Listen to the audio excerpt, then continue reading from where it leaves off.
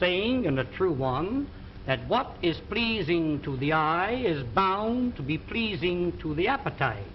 I'm going to demonstrate this set to you, and I want you to watch it very closely.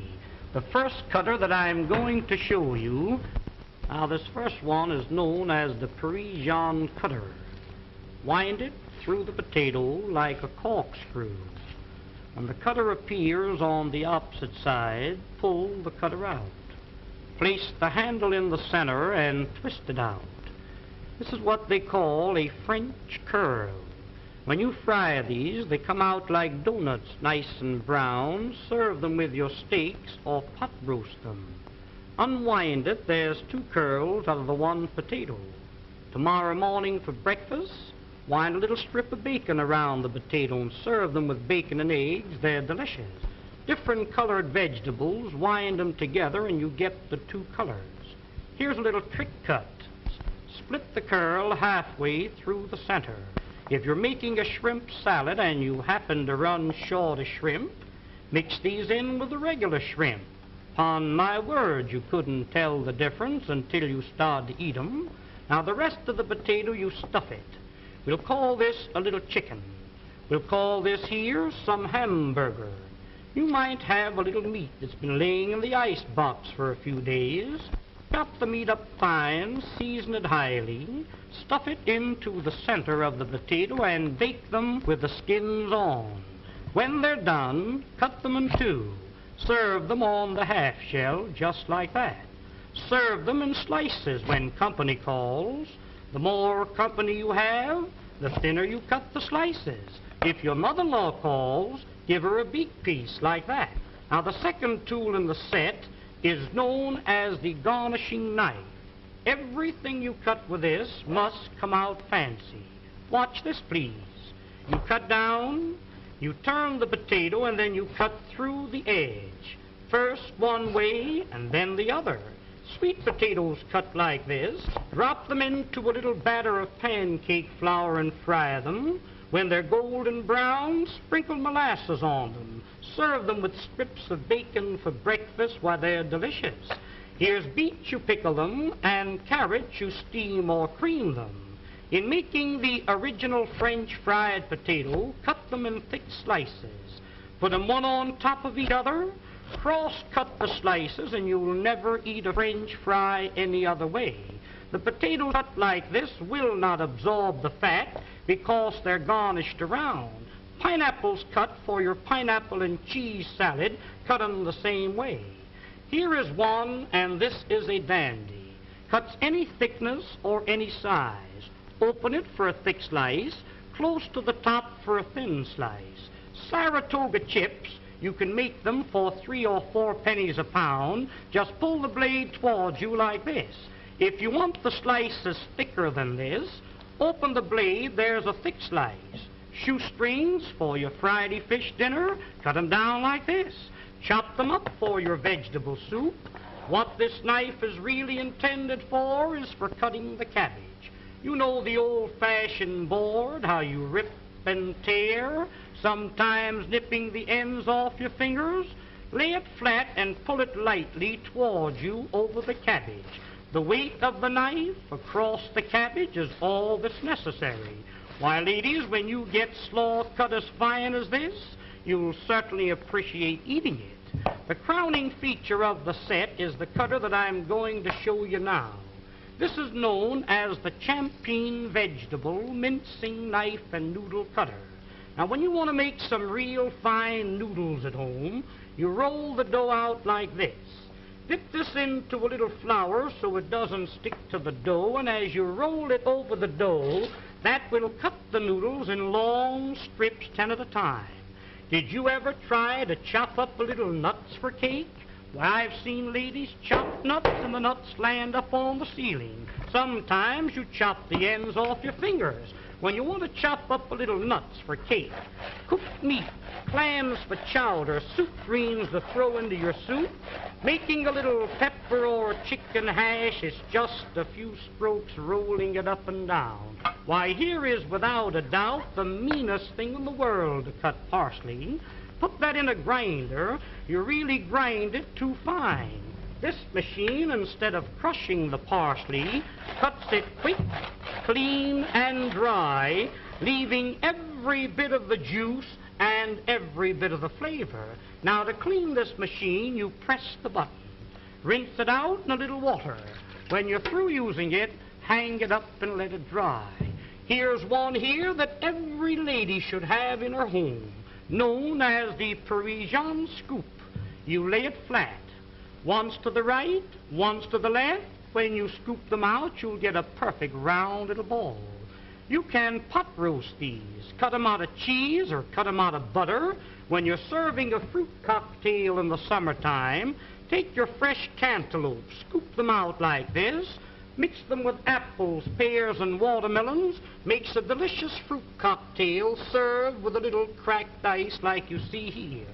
But here is a tool, ladies, if you ever do get it, you'll thank the day you've seen this demonstration. When you press, it locks. It's like a pair of human hands. Reach in the oven and take the biscuits out of the oven. Ever take the hot potatoes out of the oven and burn yourself on the elbow? A roast chicken out of the oven, a piece of meat out of the pot, spinach, asparagus out of the water. Why, around canning season, when you're preserving the fruits, to take the hot fruit jars out of the water like that, that machine is worth dollars to you. And here's another one that I really know you'll enjoy having in your kitchen, known as the safety grater. No doubt you're familiar with the old-fashioned grater. I've seen ladies take a grater and rip the knuckles off. When you want to grate up potatoes for delicious potato pancakes, this has a smooth, flat edge, impossible to cut yourself. Just like you were washing clothes, you rub it up and down, and you really grate your vegetables real fine, retaining all the flavors and all the juices. Breadcrumbs for when you're serving veal cutlets or anything like that. You want a little breadcrumbs to fry your fish in? Why, there's the greatest proposition in the world. Use that for coconut, cheese, or horseradish. When you're through with it, just hit it down like that. That knocks all the food out. Rinse it out in a little water and hang it up and let it dry. Now, here is a stone made of carborundum and sapphire quartz, which is made purposely to keep these knives sharp. When they get dull, a few strokes over the edge like this, and you can put a keen cutting edge on it. If you have a dull knife or a dull pair of scissors, an old sickle or a scythe, a lawnmower, cleaver, an axe, there's a tool that will really put an edge on the knife, so the knife will really cut for you. I just want to give you an idea of how sharp that knife really is when you sharpen it with that stone. Ladies, I've seen some of you try to open up cans. Now, there's a can of Campbell's baked beans. I've seen ladies open up a can and you poke a hole in it, go round the top, hippity-hop, and your finger slips. Let me show you a real proposition. Look, lay it on the can, lift up the safety, and turn the key. That locks itself on the can. No harder than you were winding up your watch. Wind up the key and that'll cut the top off of the can slick and smooth. Notice how the end raises itself up in the air so you can lift the lid off, giving you a clean, smooth edge. Now that can be used for sardine cans, square cans or round cans, exactly the same way. Now this tool here, my dear friends, needs no introduction. This will save you on an average of $20 to $30 every year you use it as a peeling knife. Here's a grater for cheese, coconut, or horseradish, a fish scaler for scaling your fish, and when you're coring your apple, it's just a slight twist of the wrist, and there's the apple core. There's one more tool that I want you to see, and I want you to watch this one very closely. Many a times when you're baking a pie, you have a pudding in the oven. I've seen ladies wrap a towel around your hand, and many a times you burn your fingers. Hook this onto the pot like this and lift the hot pots off the top of the stove. You've got a pie pan in the oven. Catch a hold of the pie pan like this. Why, you couldn't get it off with a team of horses. This will positively lift 100 pounds. There's a pail of water weighs 50 or 60 pounds. That's the way you pick it up. But there's one more tool. I'll be all through and I'll be finished. Oh, now the next tool and the last one is what they call the Sarah Bernhardt cutter. This was invented by the head chef of the Imperial Hotel in the city of Berlin, Germany. You place the screw into the center of the vegetable. Twist the vegetable until the threads catch a hold, then you wind this up.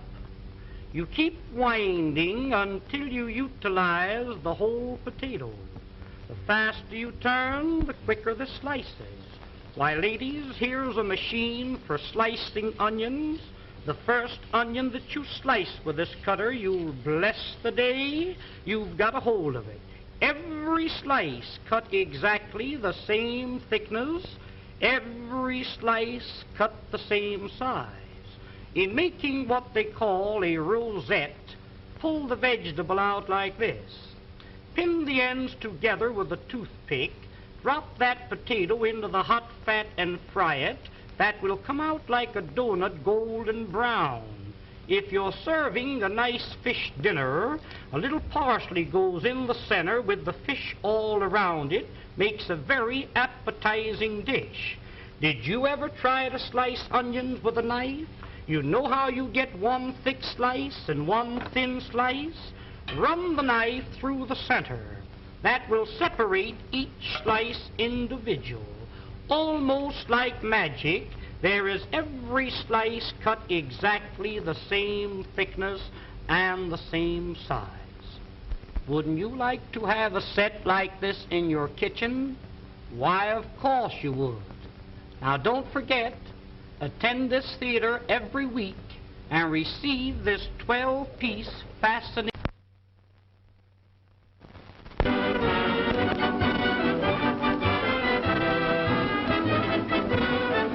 Ladies and gentlemen, the management of this theater takes great pleasure in making this announcement. To each lady attending this theater each week will receive absolutely free a fascinating 12-piece kitchen cutlery set, one piece each time. It is really interesting and amazing to know how you can prepare your meals in an appetizing and pleasing manner. There's an old saying, and a true one, that what is pleasing to the eye is bound to be pleasing to the appetite. I'm going to demonstrate this set to you, and I want you to watch it very closely. The first cutter that I'm going to show you, now this first one is known as the Parisian cutter. Wind it through the potato like a corkscrew. When the cutter appears on the opposite side, pull the cutter out. Place the handle in the center and twist it out. This is what they call a French curl. When you fry these, they come out like donuts, nice and brown. Serve them with your steaks or pot roast them. Unwind it, there's two curls out of the one potato. Tomorrow morning for breakfast, wind a little strip of bacon around the potato and serve them with bacon and eggs. They're delicious. Different colored vegetables, wind them together and you get the two colors. Here's a little trick cut. Split the curl halfway through the center. If you're making a shrimp salad and you happen to run short of shrimp, mix these in with the regular shrimp. Upon my word, you couldn't tell the difference until you start to eat them. Now the rest of the potato, you stuff it. We'll call this a little chicken. We'll call this here some hamburger. You might have a little meat that's been laying in the ice box for a few days. Chop the meat up fine, season it highly, stuff it into the center of the potato and bake them with the skins on. When they're done, cut them in two. Serve them on the half shell just like that. Serve them in slices when company calls. The more company you have, the thinner you cut the slices. If your mother-in-law calls, give her a beak piece like that. Now, the second tool in the set is known as the garnishing knife. Everything you cut with this must come out fancy. Evening, everyone. How we doing tonight? Let me give 1 second here to finish up fixing up my audio here.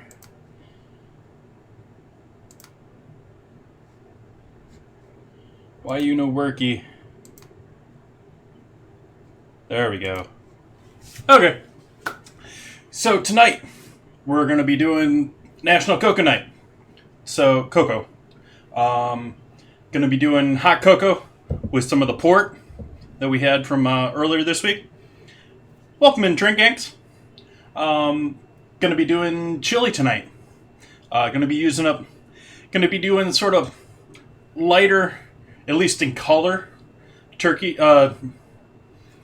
chili tonight. Going to be using up that last turkey breast that I have from the bird that I froze when I butchered it for Thanksgiving. And going to be using beef and going to be using pork stock. So, variety of meat flavors in there. Going to use canned cannellini beans, which are, I don't know if you can see them on the camera there or not. They're sitting on the corner. And yeah, we're going to hope that avocado is still usable too, that I was talking about on Wednesday or Friday. I bought it for Wednesday. And it was just entirely way too ripe. I'm worried it's too overripe tonight. So welcome in. Hopefully everyone's having a great night here. Gonna get started with our flatbread. Gonna do a yeast style flatbread tonight. Actually, I'm gonna start by filling up my smaller flour container here, because I need to stop pulling this big boy out.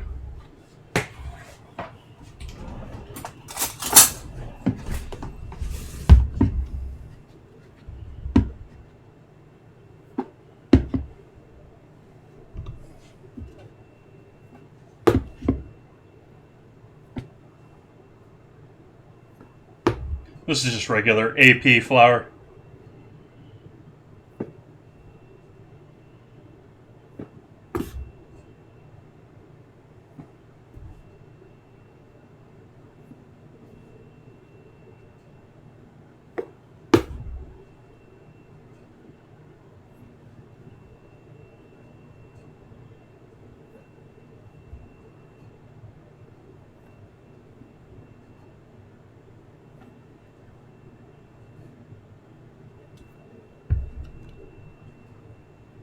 There we go.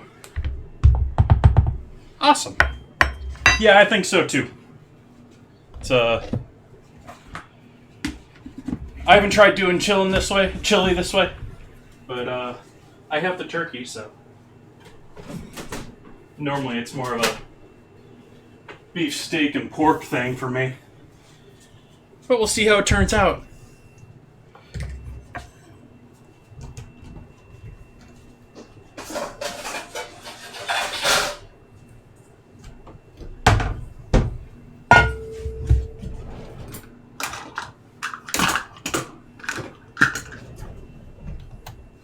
See if that works.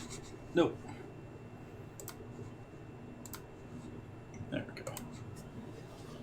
So I'll do 2 cups of flour, just lightly packed. Actually, I should strain this, yeah.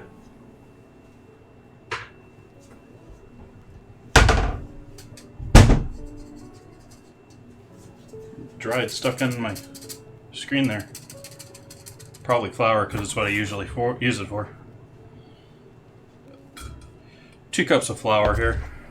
I don't know if I said that already.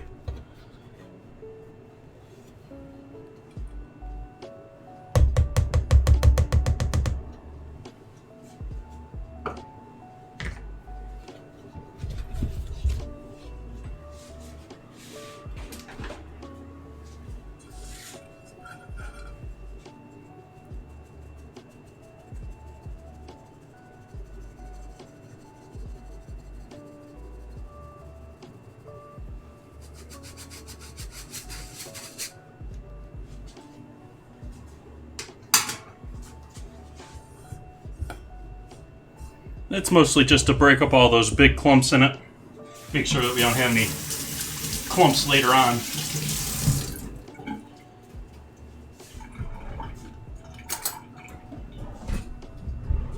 And I'm going to add flavors in here now so that they have time to get to know everyone instead of just wait until the end, mixing it into our already yeasted dough.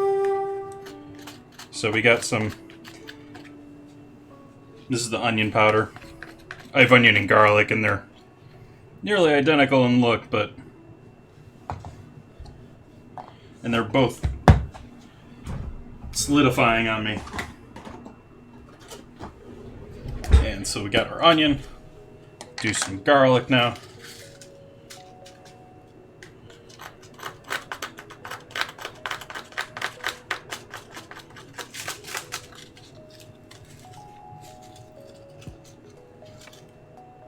I added the desiccant packs in there in an attempt to keep it drier. It hasn't really worked. Let's see, other goodies that we want to throw in there tonight. Throw a little white pepper.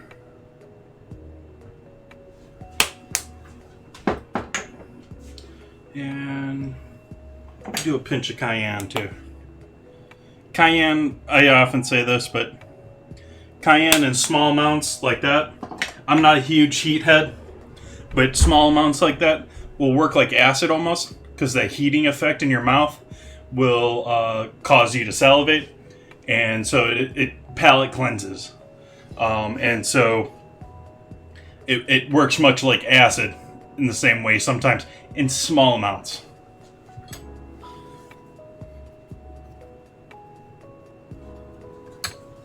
Salt. This annoying kosher salt that I'm annoyed with. Bought kosher salt from 365, and it's just all different size. I mean, it's all over the range of small to big, and it just sort of defeats the whole idea of kosher being this evenly ground but thicker grind that you can tell how much you're actually pinching off with. But you can't really do that with this. Sort of annoying. We need some yeast.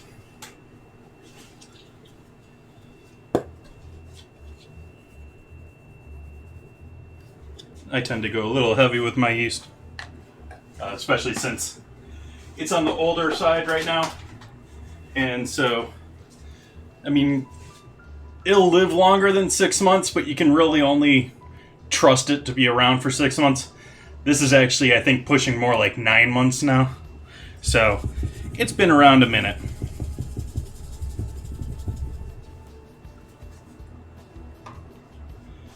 And we're going to do a little less than a cup of water, cold water.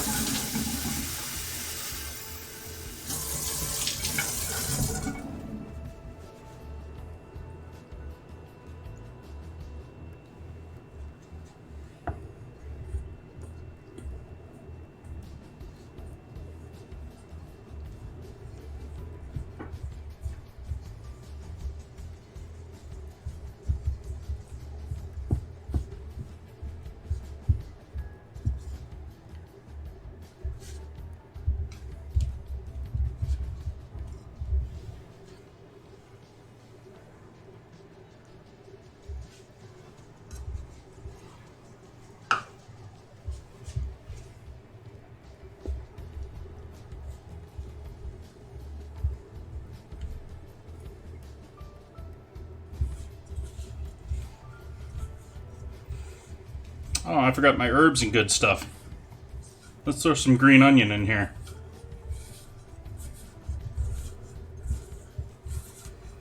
As I continue mixing, as I say, I'm going to add more stuff. But I just want to get this bowl cleared. There we go.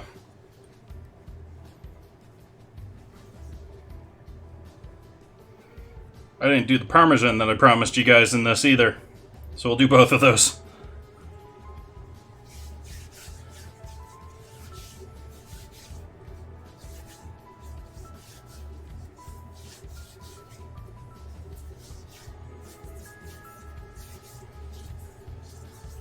He's not wanting up. I'm usually pretty lazy about just washing flour off my hands, but a little bit more thorough tonight. And yes, I purposely threw flour on the board there. And that was not a mistake. The idea was I was planning on doing a little bit of kneading on that. Well, this is a yeast flatbread. You don't have to do a yeast flatbread. So this is going to take a little bit longer. It's going to take an hour or two here to proof while I'm doing the other stuff tonight. And I'll finish it up towards the end.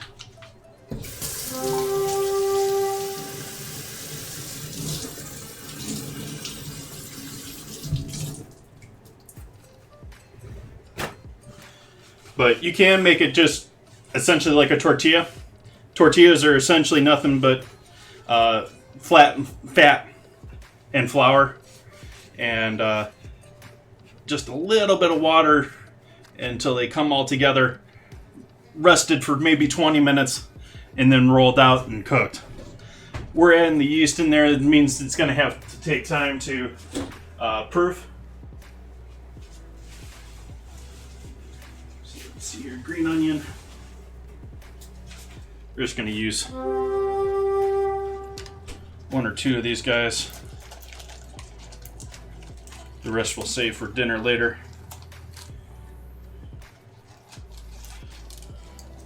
Why am I getting beeps in my ear? Are you guys getting those beeps too?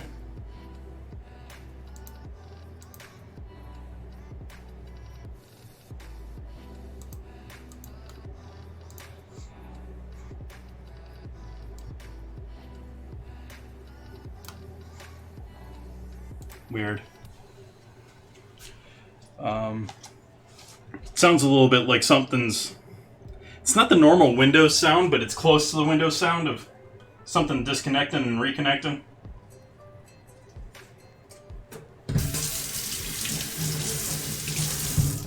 Some nice fresh green onions tonight. The ones I had on Friday were pretty sad looking, actually.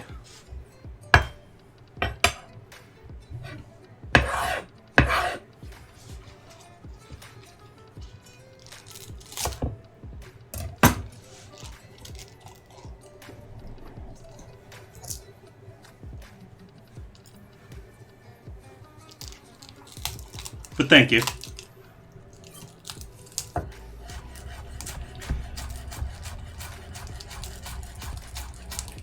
you're new in here and unfamiliar with my stream, welcome, I'm Jason. I cook here 3 nights a week. Fridays and Sundays, a little bit more like what I feel like doing. Tonight we're doing National Cocoa Night.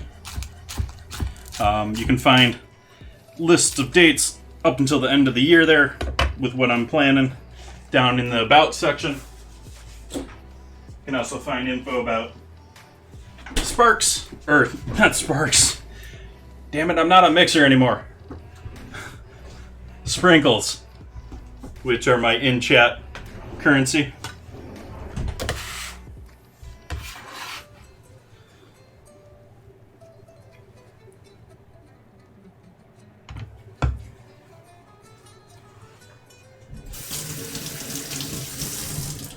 Fridays and Sundays, as I was saying, sort of do what I feel like, what's interesting. There's a national food holiday, things like that. Wednesdays, I hold a weekly vote going on in Discord. Right now, the vote is between Kraft cheese slices and After 8 dinner mitts. Actually, I don't know if they're dinner. They're like European biscuits coated in chocolate. And so whichever one wins out that vote on Wednesday, I'm going to have to use for both dinner and dessert as an ingredient.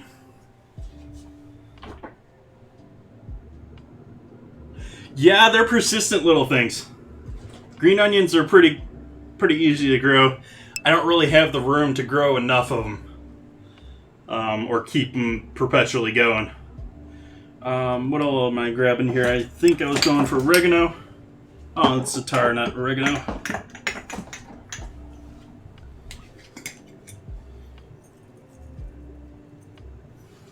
So a little dried oregano in there. And lastly, Parmesan. Getting down to the skin on this guy. Almost. Got a little ways to go still. Hey, Pew. Welcome in.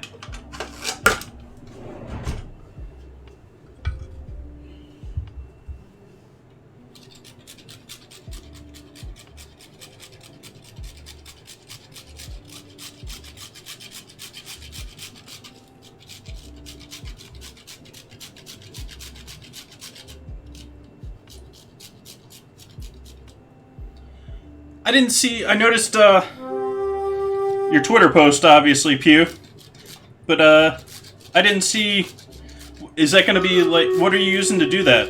Is that like rhinestones, or is it paint by number thing, or? I haven't seen one of those before. I think that's a healthy amount of Parmesan. What do you guys think?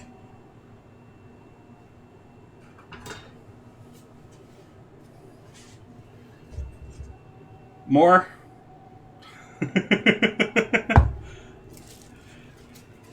I think I'm going to live with that.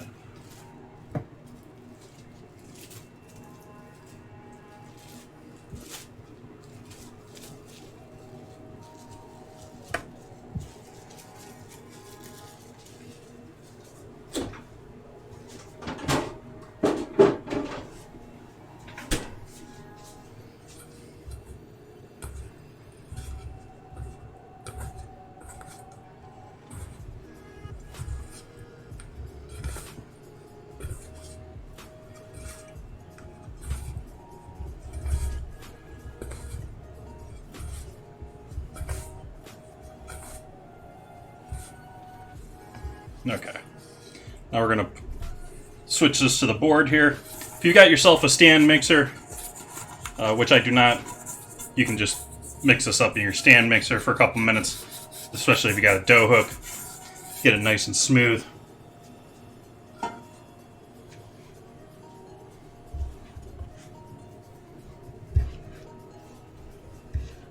Wow.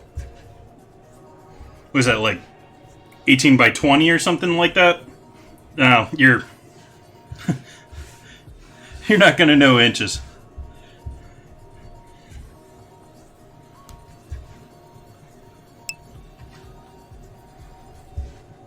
And I don't know if, yeah, and I don't know the alternative off the top of my head.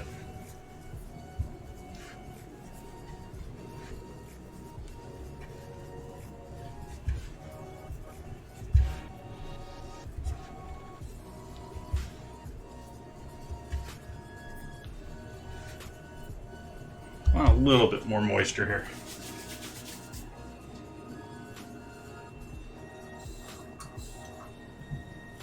Just a little bit.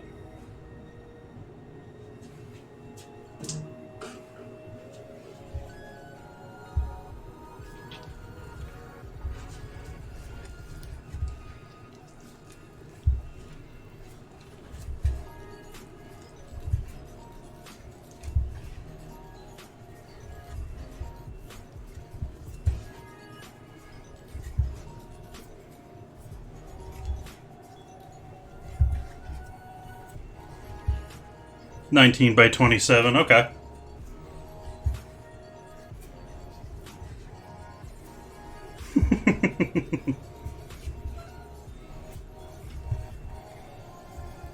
So you see it's sort of clumpy and breaking apart still here. So this still needs a little bit of work here to get going. And I'm neglecting my Stream Raiders battle here. Let's do our Stream Raiders battle.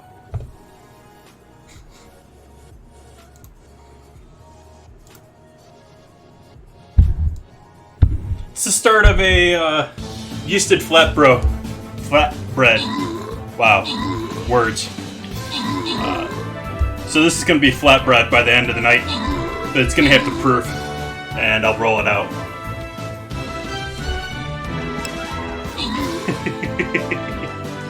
No worries, Drink. Thanks for stopping by. Enjoy your lurk.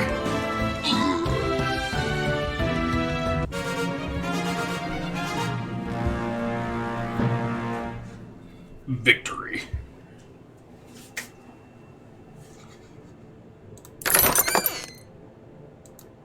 Grazie, Alan and Wiccan. Green chest.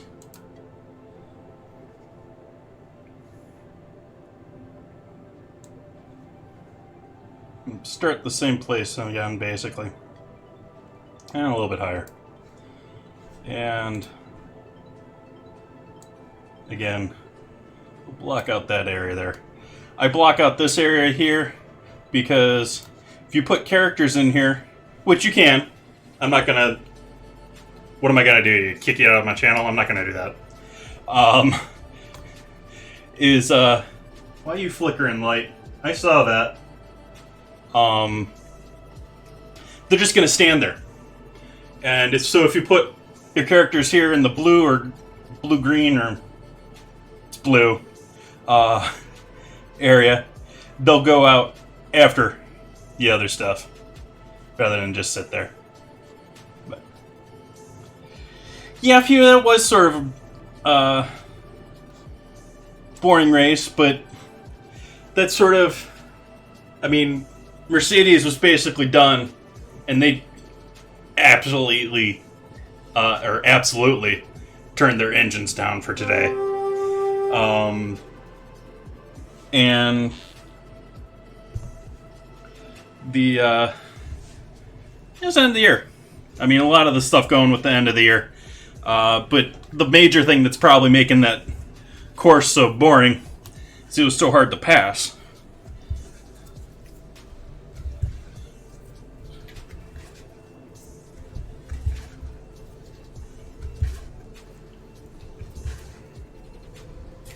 So each time I turn this, I'm stretching it out. You see it's getting smoother here as I go.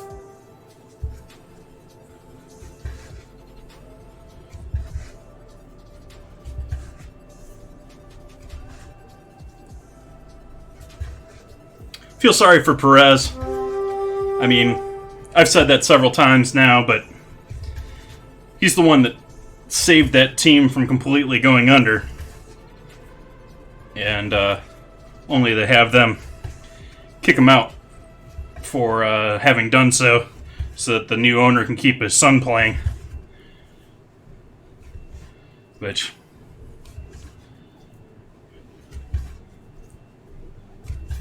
I guess you get that luxury if you buy Aston Martin.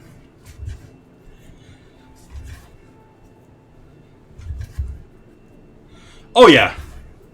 Well, I mean, Ferrari has stated that since they got in trouble for burning oil in their turbos, which they haven't really publicly said, their engines, they've stated, are 40 to 50 horsepower behind Mercedes. And a lot of their issues this year have been the fact that they designed the aero on that car to be for an engine that's 40 to 50 more horsepower, which means their weight balance has changed because they don't have as much power. And they've had issues all year trying to remedy that. But they have other stuff going on too, like they just this past 2 weeks or so, stay still, board, have said that they've discovered they have an issue with their wheel nuts that they're stripping out at some point. I think they're stripping out before they even get to the pit lane. And that's what's causing them to have, like an extra second or two to their pit stops. Well, they've also had this huge divide because they stopped supporting Vettel. And so you have, in many cases, tonight it wasn't so much, or this morning wasn't so much the case, but normally it's like Leclerc's in top 10, Leclerc,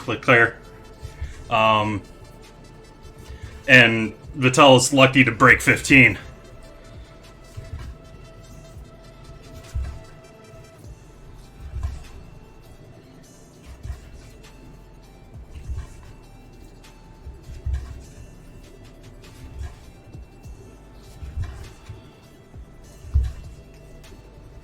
It's getting better. We're getting there.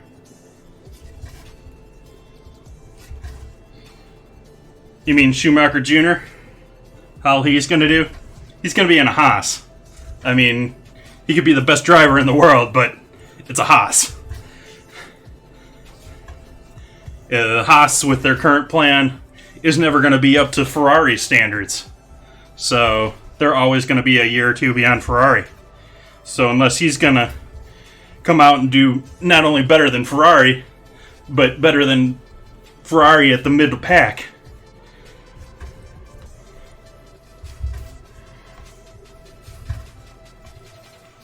You guys aren't getting those beeps, are you?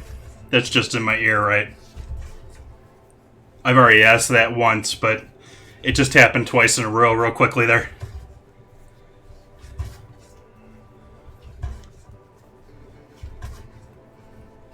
That was weird.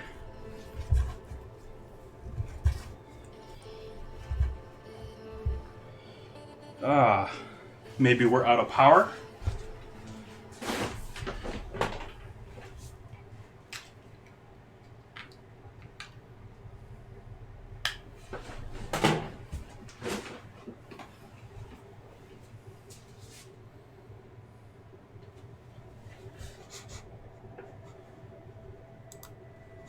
Huh.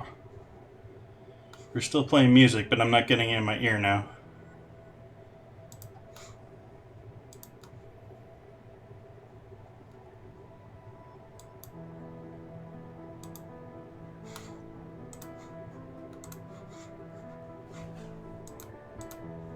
Yeah, it's just my earbuds are doing something funky here.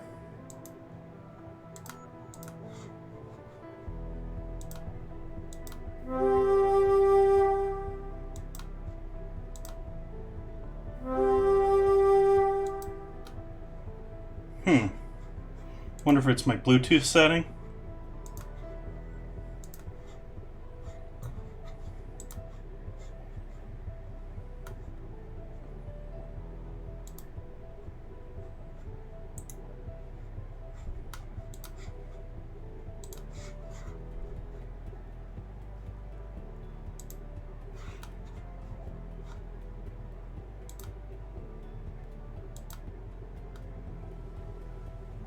I'm not getting it on stereo now. That's so weird. I'm gonna have to redo this voice meter banana.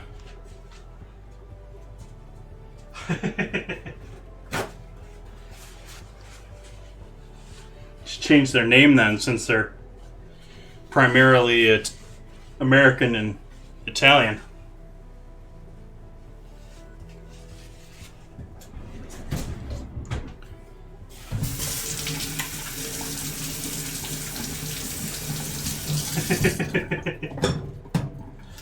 Well, the tortoise is faster, isn't it? Of course, then they would have to deal with Aston Martin being green.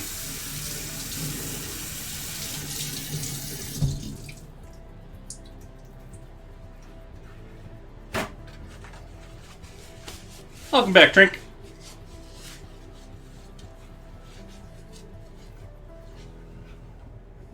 Drunken Axe. We're basically there with our dough now. It's looking pretty elastic, and it's staying pretty well. And it's still beeping in my ear. Let's hope it doesn't disconnect again. But we're close. You notice how elastic and smooth that looks compared to where it was when I started. Hey, Suki.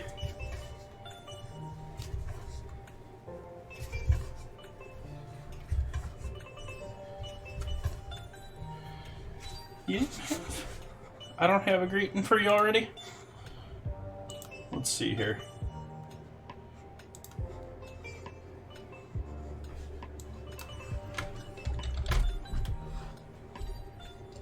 Yeah, how do I not have a greeting for you already?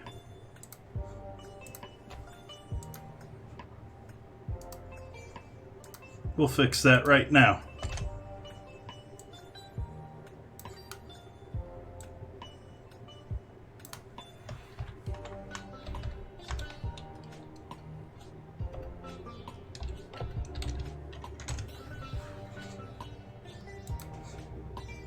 There.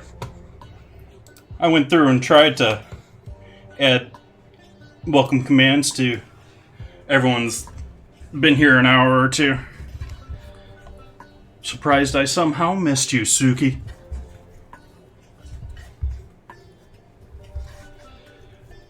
That's the intent. Yeah. They're trying to make it easier to pass Pew. And they're reducing a lot of downforce on the cars.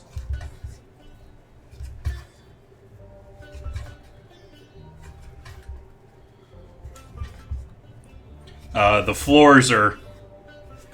they all have little winglets that they've found ways to get around with.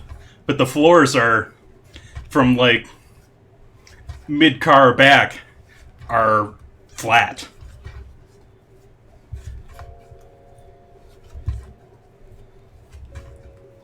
Awesome, Suki. Glad to have you. I appreciate that. I'm getting tired of needing this, but it's still not quite where I want it. It keeps slightly tearing right when I'm, like, ready to go with it. So, needs a little bit more time. Yeah, they need more competition. I think we need to have more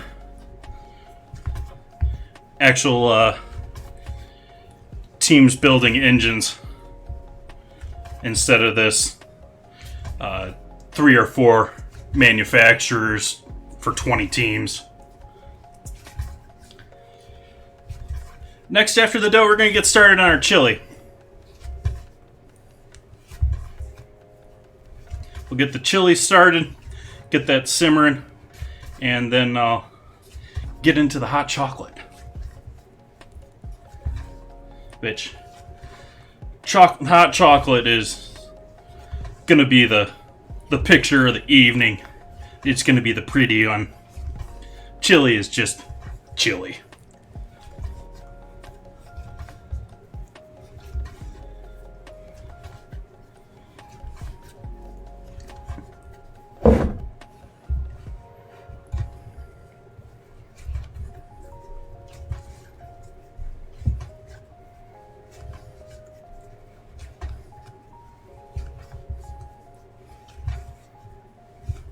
You're still tearing.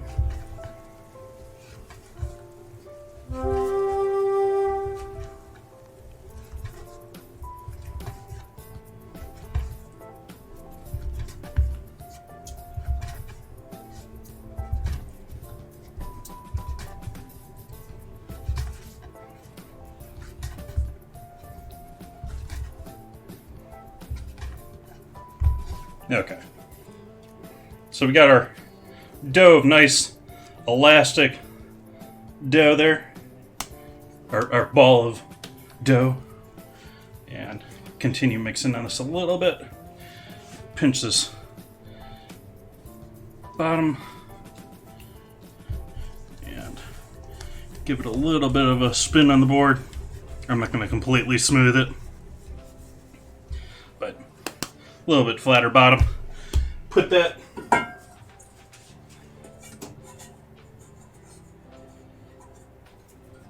back in the bowl here.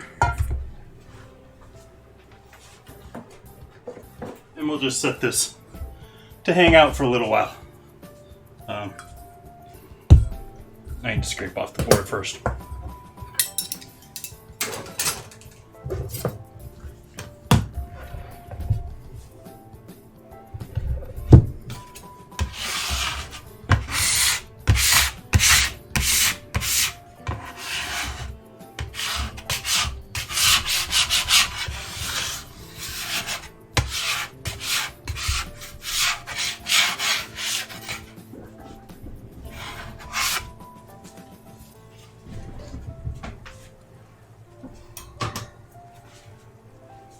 So we're going to go back to using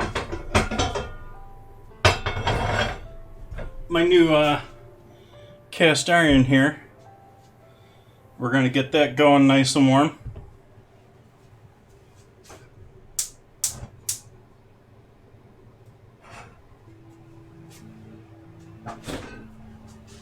Actually, we're a little premature there. We got to chop some stuff up, and we're not ready for that.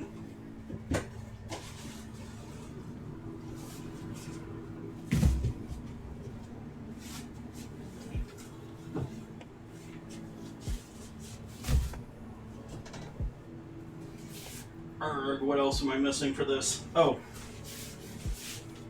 bag of turkey.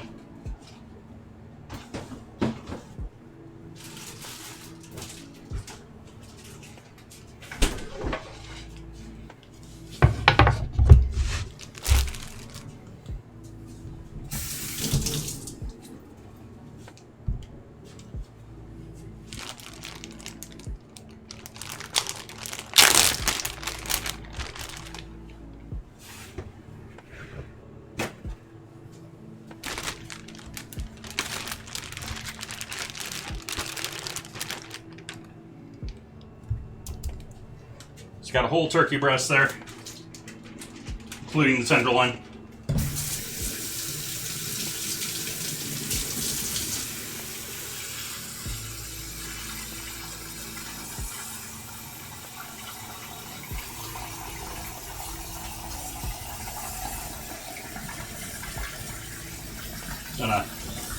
This bag's been hanging out with this turkey for a little while now.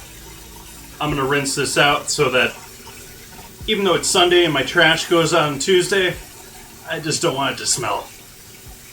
Which is the main reason we're filling this water right now.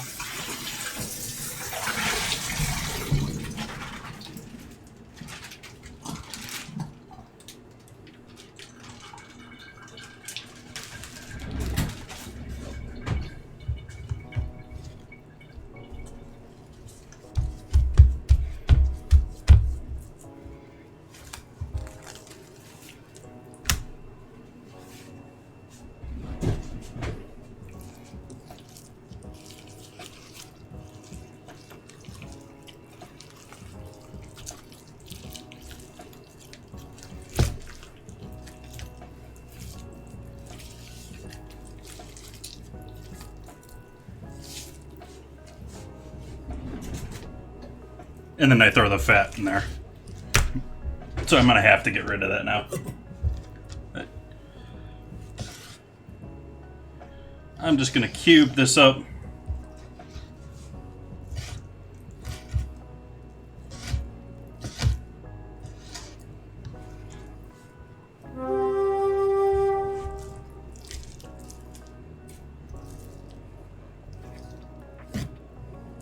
There's your tenderloin.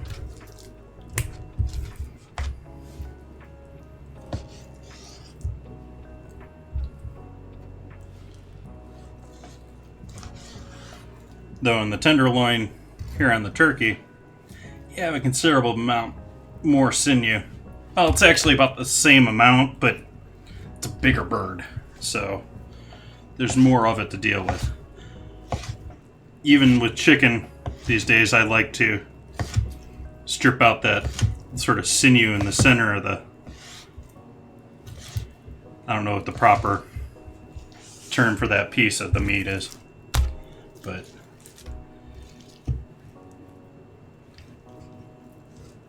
Oops.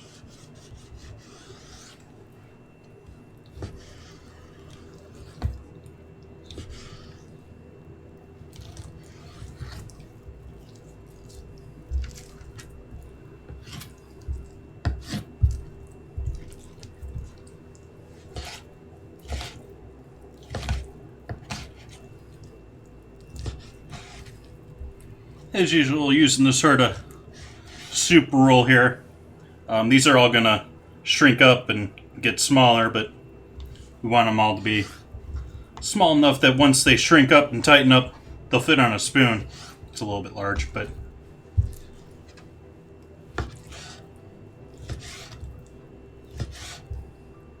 You can be a bit chunkier because it's chili, but...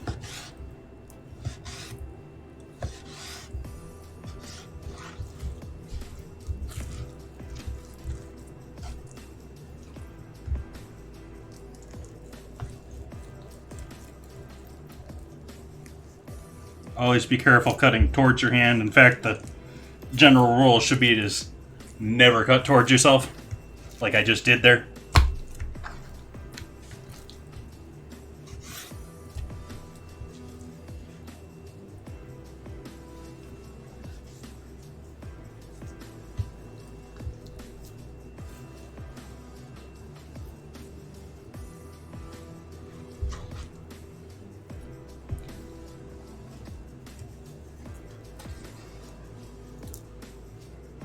Hey, German dude, welcome in. How you doing this evening?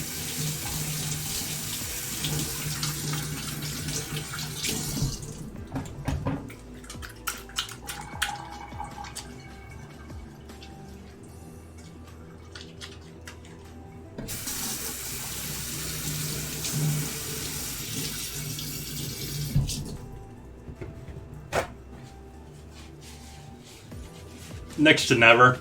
I really should do it more.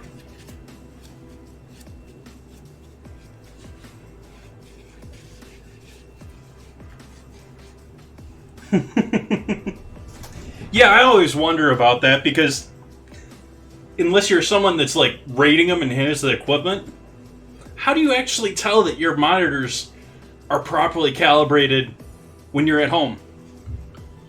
I mean, it's sort of obvious with like the white and stuff like that, but or the basic colors.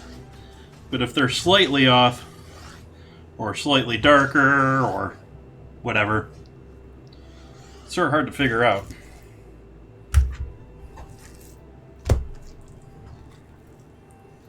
Oh, really? I didn't know that.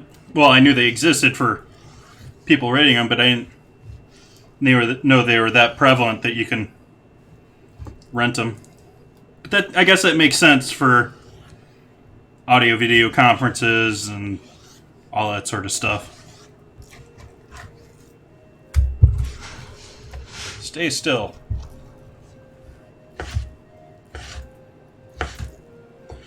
Another thing you want to make sure is you got your board when you're cutting to be safe is not sliding all over the place. It's probably the number one way you're going to cut yourself because you know what you're doing with your hand and your knife. The problem is when what you're cutting slips or when what you're cutting slips. So, do want to try and minimize that.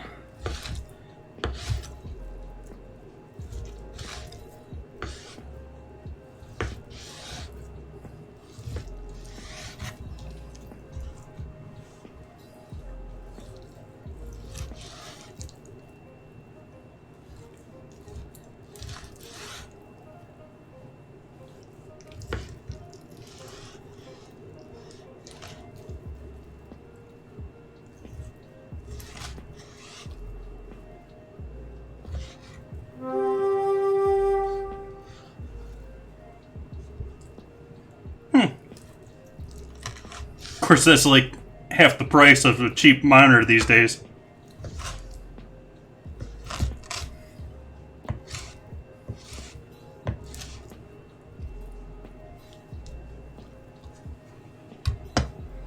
It's all, you can sharpen your knife to work either direction.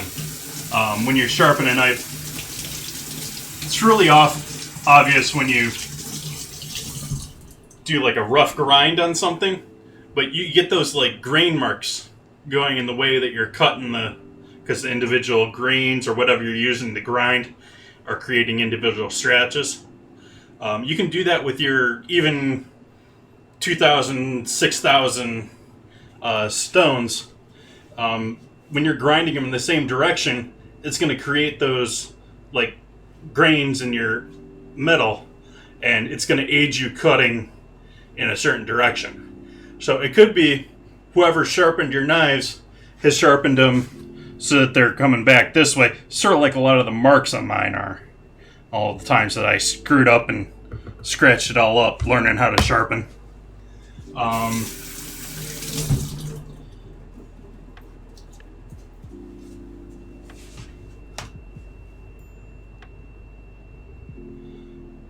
Yeah, I don't have a good solution for that one, German dude. But I would think that it's probably your best option to do that. Okay, let's get some heat going here. We're gonna toss my meat with some oil and salt.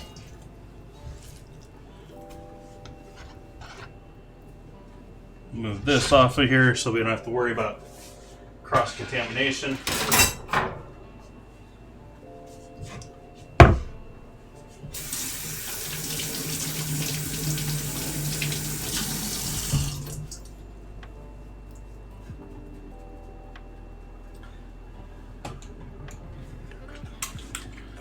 I would say whatever you're more comfortable with is safer. I don't cut the same way as sushi chefs. They're much more accurate. They're much more precise and much cleaner. I go towards more speed and efficiency in my style.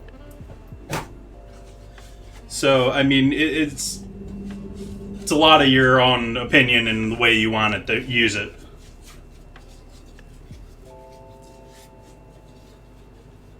Hey, Glass. Welcome in. How are we? I'm doing pretty good so far.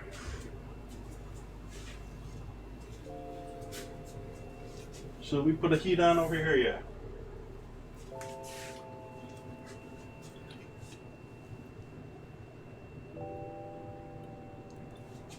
So, sunflower oil. It also matters what type of knife you have, Pew, because different metals grind and work in different directions. I mean, like ceramic blades, most people can't even, actually pretty much no one can sharpen ceramic blades. In order to have those done, you have to typically send them out to Japan. Close my bedroom door here.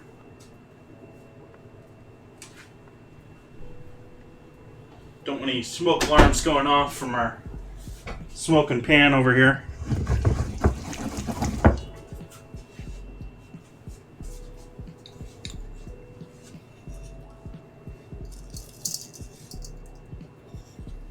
More of that. I mean, seriously, that's a piece of salt. Look at how uneven that salt is. I mean, that's a piece of salt.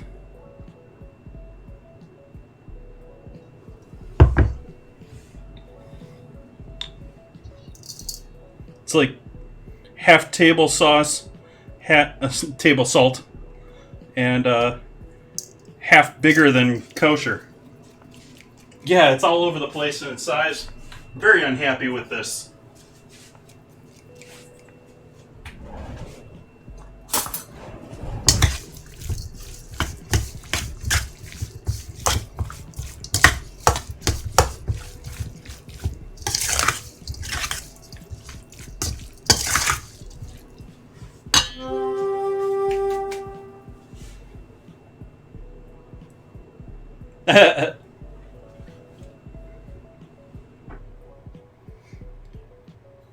I could Drunken X, but it's not worth my time.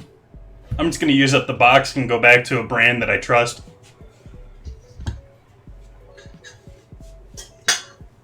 Add a bit more oil into our pan. Because this turkey, it doesn't have much fat to it. We need a little fat here to get some searing going.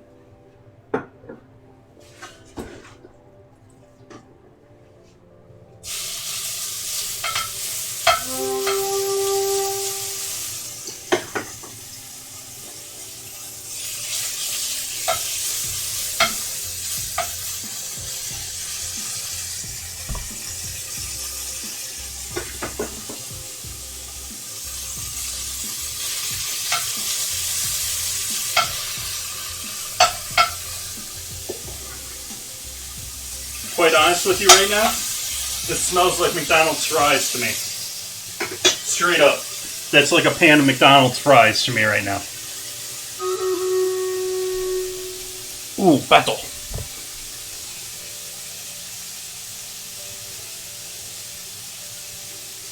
Fleur de sel isn't too different to grind from, well, most fleur de sel. Let's do our battle. Oh yeah, smells just like it.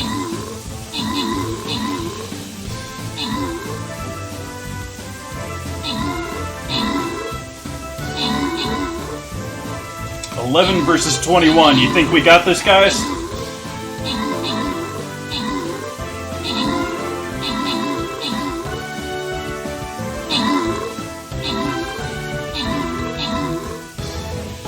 Coming close there.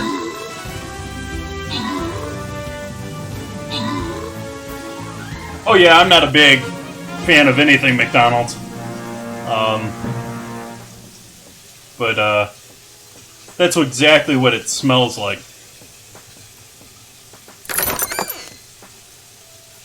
Gratsuki. Top.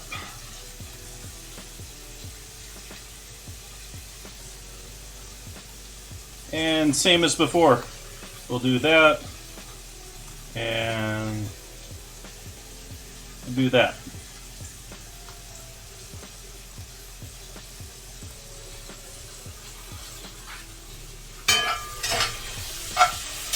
I know you can't see this right now, or at least a good photo of it.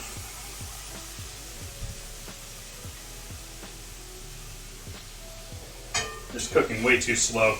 I've overloaded this pan. You can see it's losing moisture, which means we're not searing. Which means this batch of turkey I'm going to pull off right now, because otherwise it's just going to be overcooked before we get good color on it. What am I putting all this in?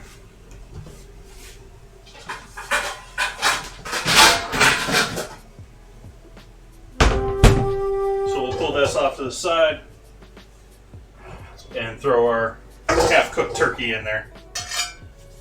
Won't matter too much because I mean it's going to be slathered in chili, but we would have liked, or I would have liked, to get a little bit more color on it.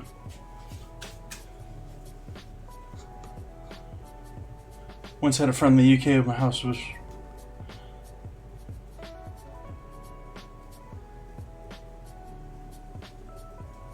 German salt was so yellow. Oh, okay. I hadn't heard about that. Let's let the pan heat up a little bit more here. We're going to add a little bit more oil.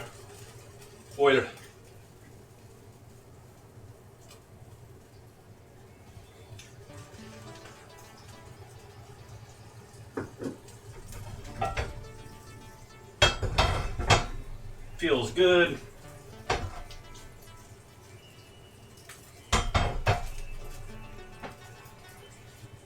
Only slightly burnt my hand there.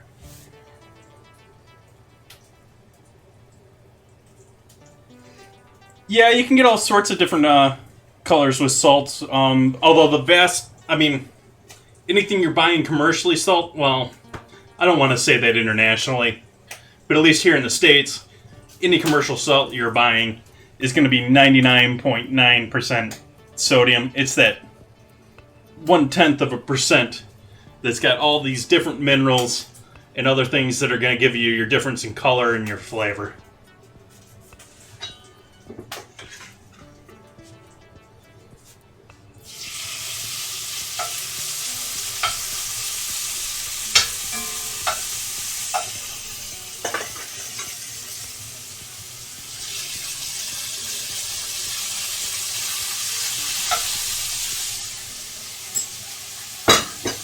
Yep, tastes just like, or smells just like McDonald's fries. Exact same smell.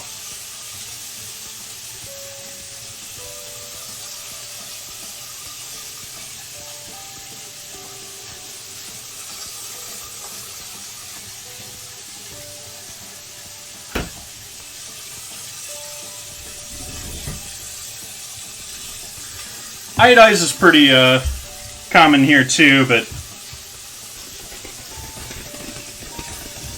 you can certainly find it without. There should be more peppers in this. Why are you all sticking to the bag? Green pepper. There's one more jalapeno in there. There we go.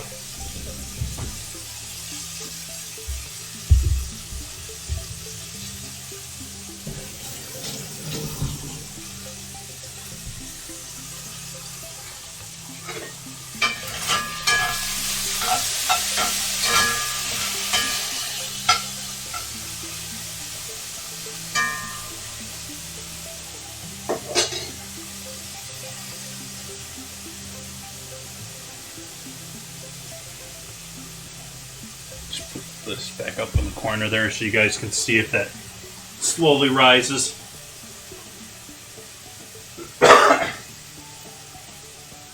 Which hasn't really done much yet. Ugh. Need some water.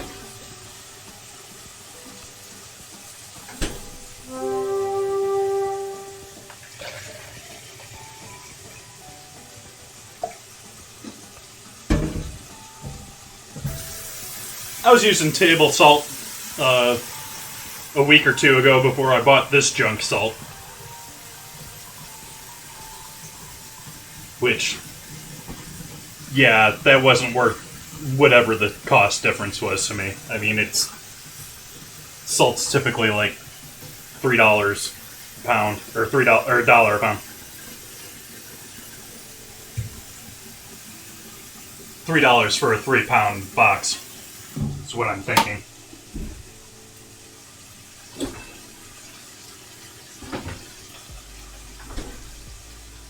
Or for those European types, $2.1 per kilo, or in the ballpark of that.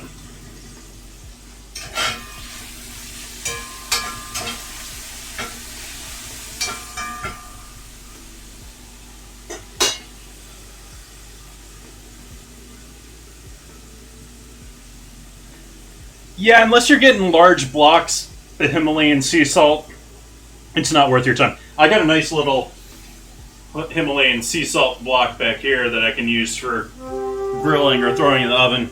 I haven't used it in years because just about everything I've done on it ended up too salty for my taste. But they're available for you guys to use out there. I wouldn't waste your money on Himalayan for your kosher or round the home salt. If you want to have nice salt, you want to use a nice finishing salt, get some fleur de sel or some French gray salt. Same thing, basically. Or there's some other ones. I like, as far as a U.S. brand, I like Real Salt a lot, which has got a nice, it's pricey, but it's good stuff.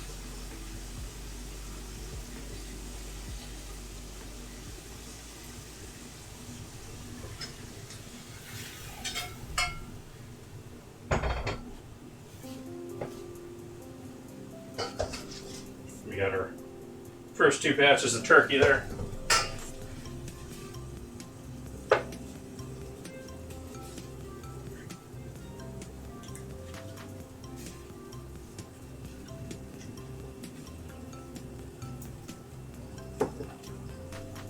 I mean, what's your guys' attraction to Himalayan salt other than it's a pretty pink color? There's no real, you gotta have this stuff. It's not pure or...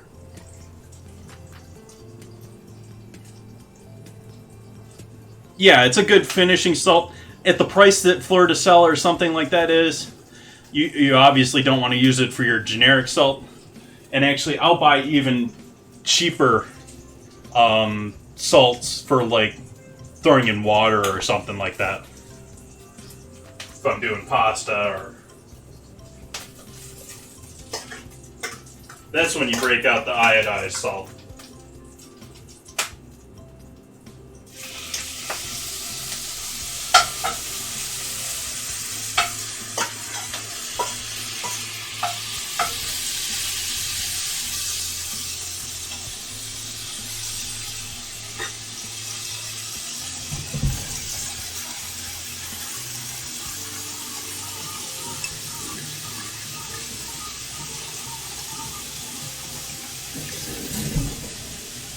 Yeah, and I've been gifted a salt lamp in the past.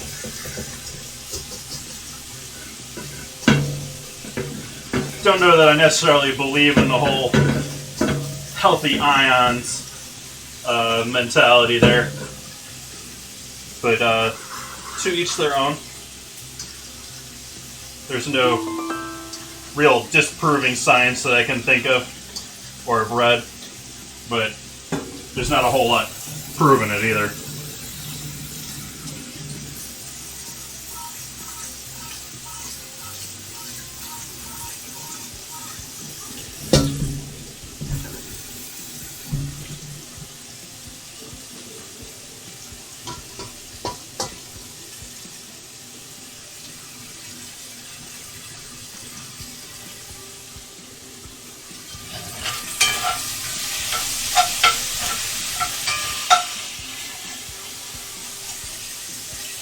finally get the color on this third batch here, though it's partially probably getting color from those.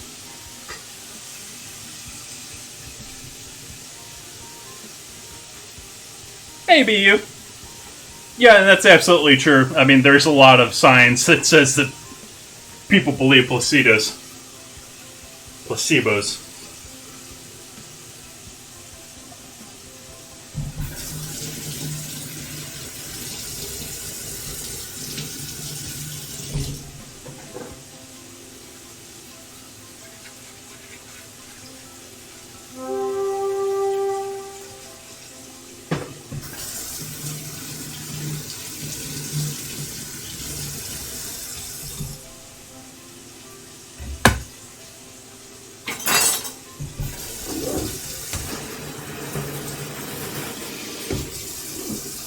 use that flour.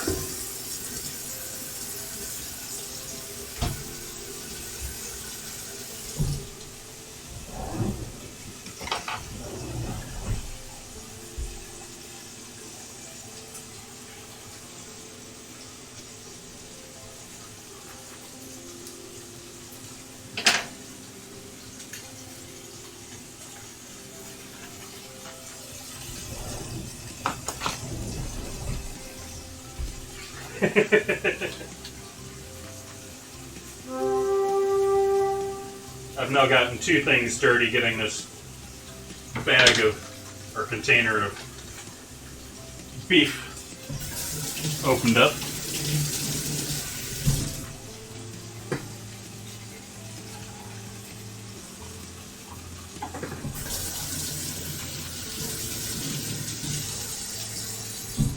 Is my bot just not running here tonight? I know it said hello to a couple people here. It seems to be selectively choosing here.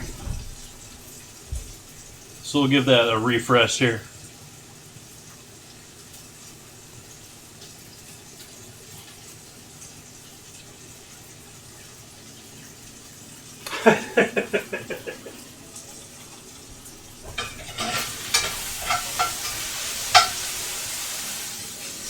Again, all this is, or actually I don't know if I said that, but this is all going to get cooked in the chili, so I'm not concerned with it being perfectly cooked through. And I've turned this enough times so we got oil on the side here. So to prevent ourselves getting the fire here, I'm going to wipe all that down here and remove a little bit of that risk.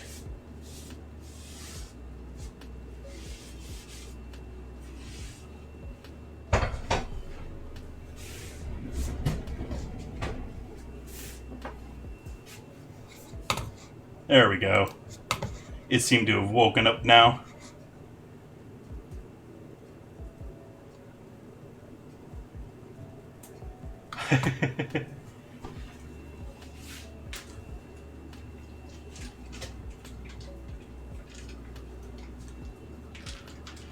So I got a block of lean beef. This is the more like 95% stuff than your hamburger 85 or so.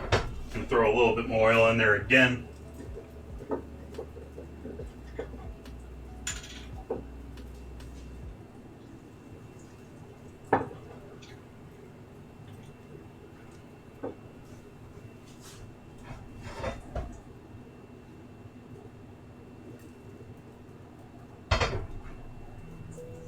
Oops, salt.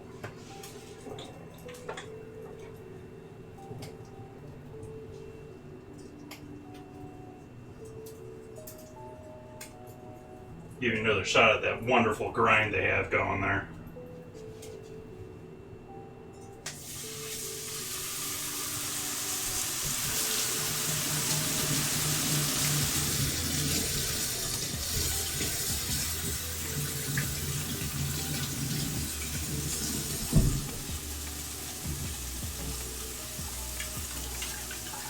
I'd believe that. It's like I was saying before, at least in the US, all the commercial salt is pretty much chemically almost identical.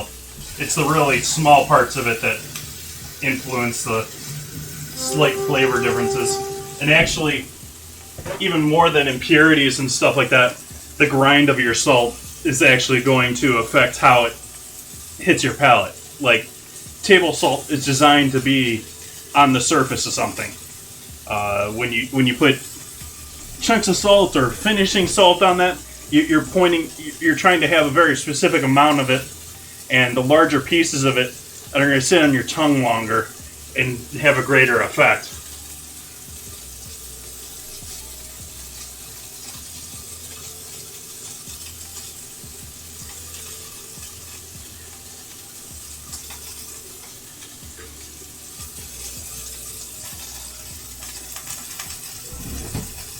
This is trash. I'll be right back.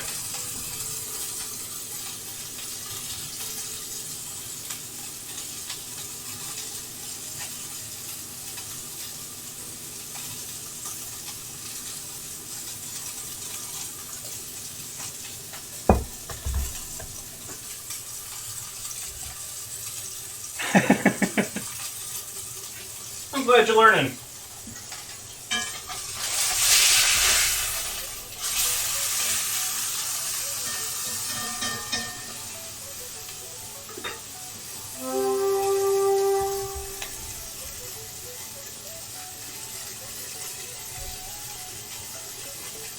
Ouch.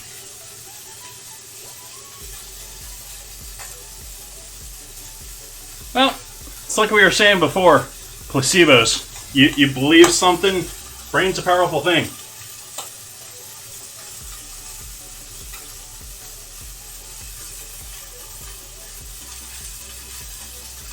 Yeah.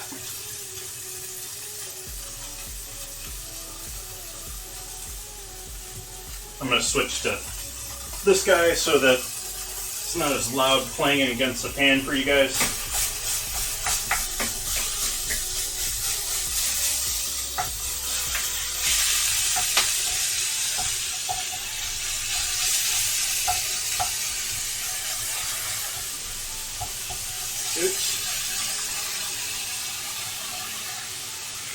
Spraying it on the back there. I don't know if you can see it on cam.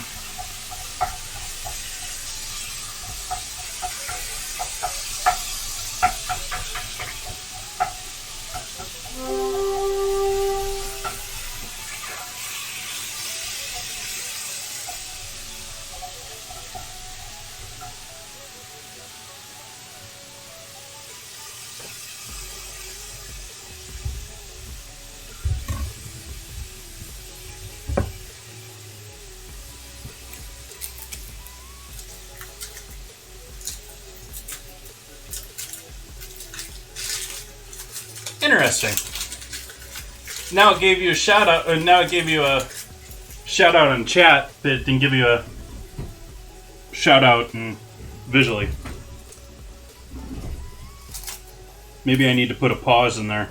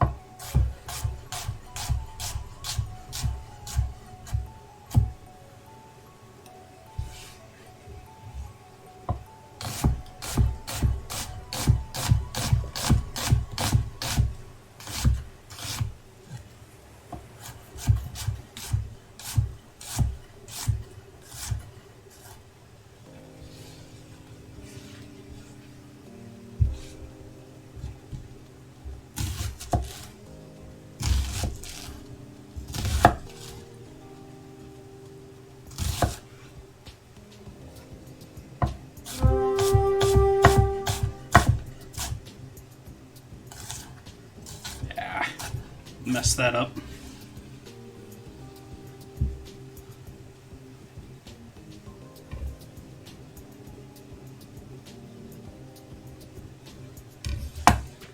If it's green, it's going to go bitter on you.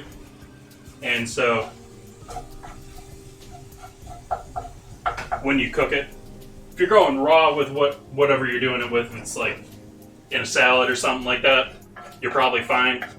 But general rule, not always true, but just about anything that's dark green is going to have lots of chlorophyll in it, and chlorophyll goes bitter when you cook it.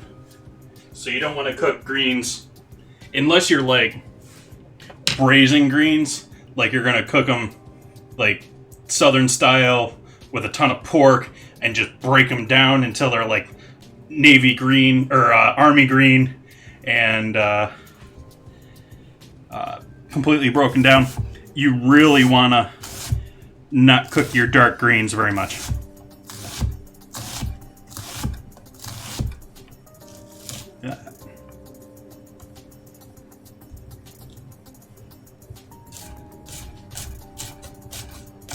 Should have taken an extra layer of skin off of this guy. It's slippery on me.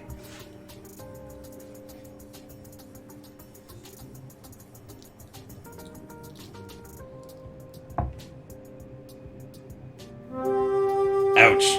That's redonkulous. Here, have some salt.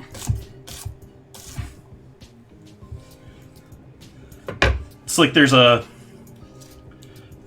Here in Sonoma County, especially West County, we certainly have some hippies in town.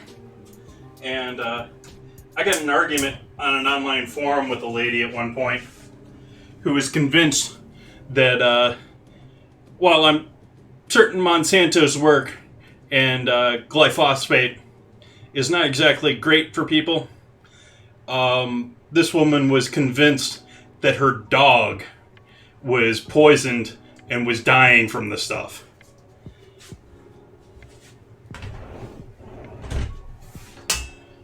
And my complaint with her was like, how do you know?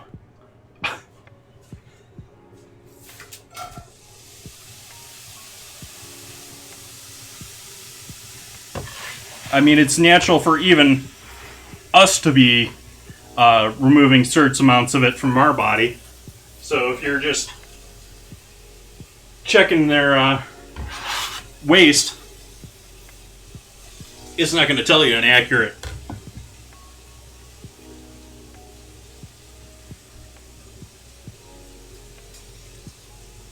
But she was wasting tons of money with some doctor that was selling her this dog food that was going to remove the toxins from her dog.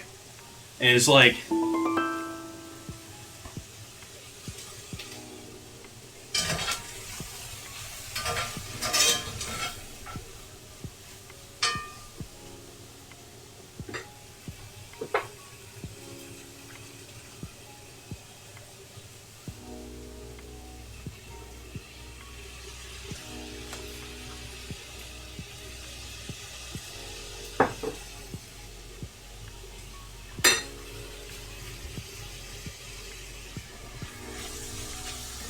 I mean, don't get me wrong, like I was saying before, I don't necessarily want to tell you that glyphosate is going to be great for you.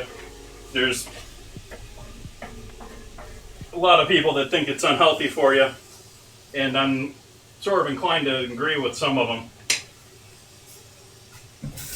But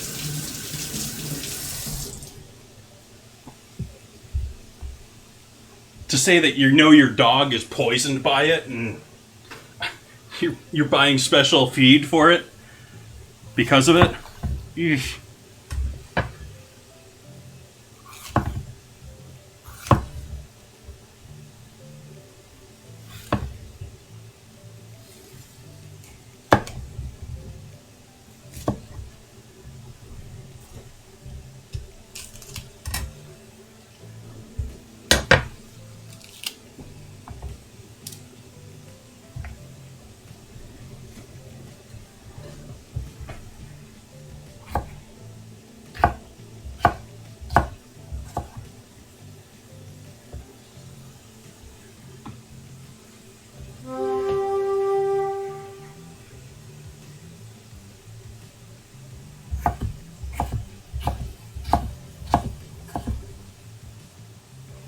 Yep. Well, I mean, our doctors and people who know medicine science know a hell of a lot of it. Have studied and know a hell of a lot. That said, I don't think they know the first thing about what's... I mean, it's just too complex. Got bodies with billions of bacteria in them that we now know can chemically communicate. It's there's so much still to learn.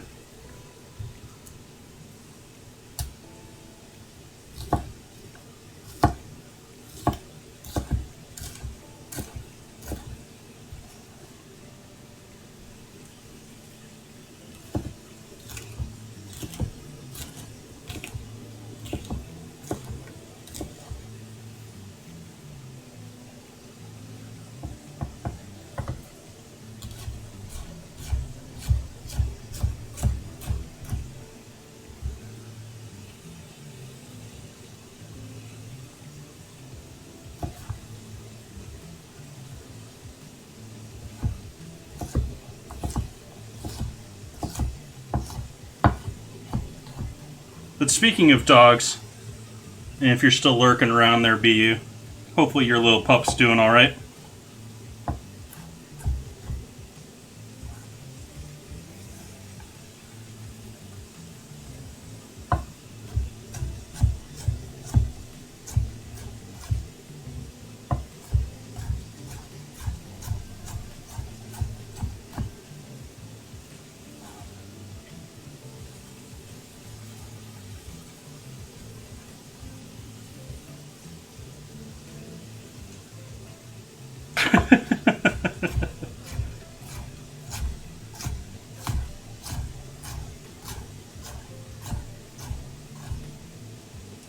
It's like I caught people on Twitter.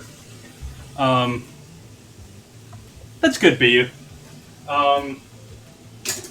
Talking about the vaccine, and they were completely confused as to what that 90 or 95%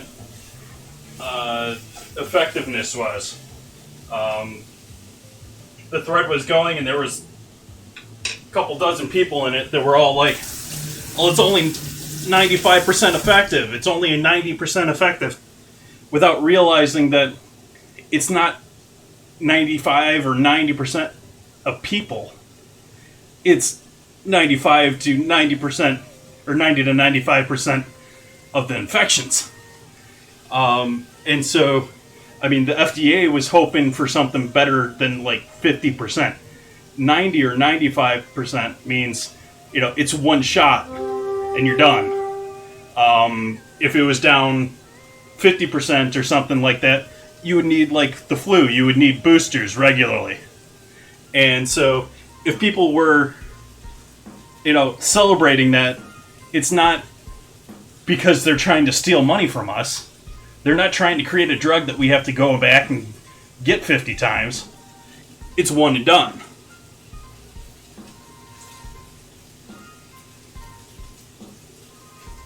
Yeah, the flu vaccine is it's actually more, I think it's more like, the yearly one is more like 40%. And it's just like the stuff that's local.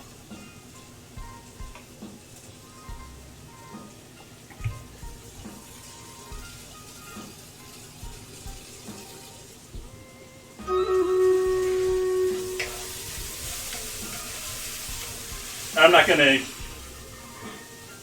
I was trying to not get into actual efficiency of vaccines because I know that's trigger for some people. But just the facts there. People don't even get the basic things right. Battle.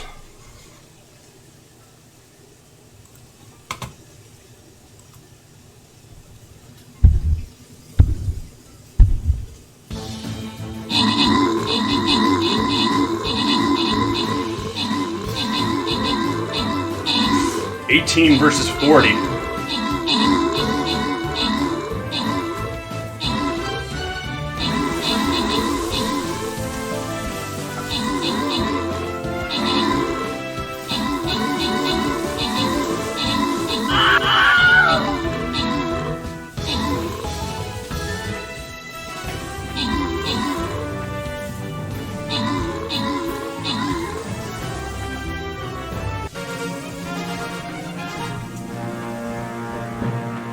So we got our onions going.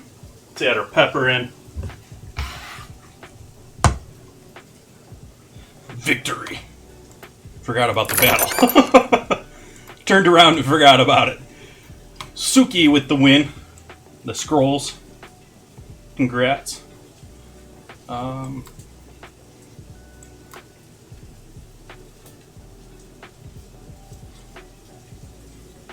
Ooh, presents. I'm putting down a tank, and we'll need some tanking, but put your rogues out. Go after those presents.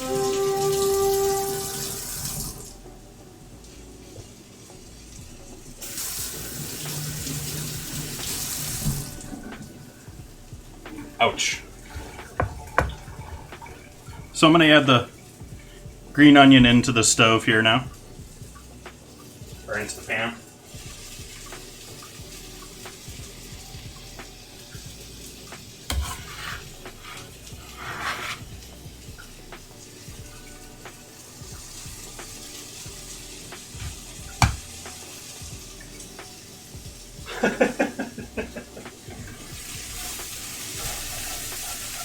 For me, it's usually going through a doorway, but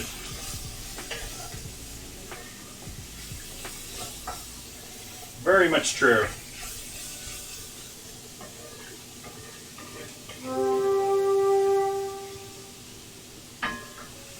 We'll hit that with a pinch of salt.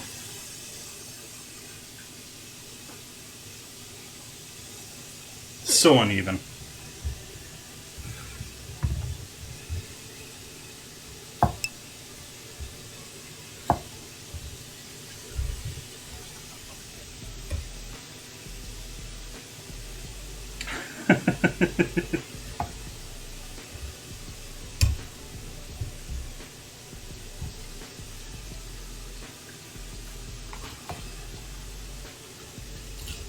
Oh, these aren't very fresh. I just bought them today, though. Those seeds are pretty brown.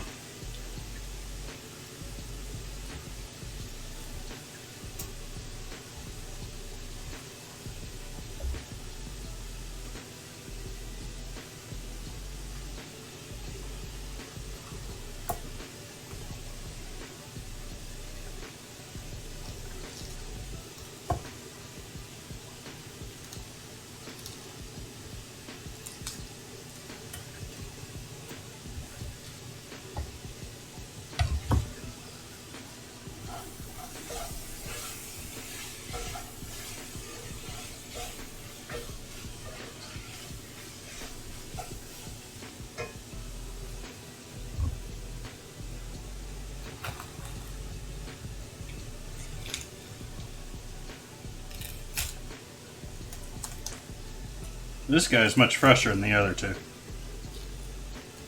Must have been two different deliveries.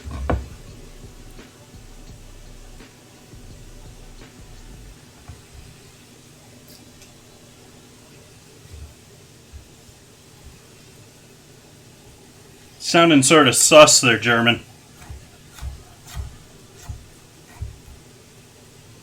And I don't play Among Us.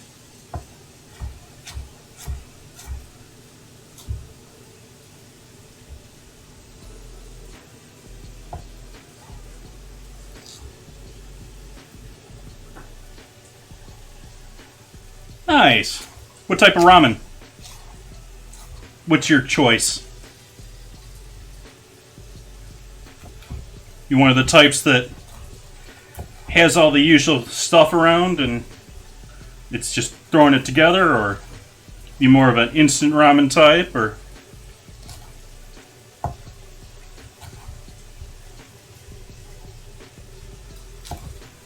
so that's reminding me that I should probably put instant ramen on my ingredient challenge list. That'd be a hard one to use for dinner.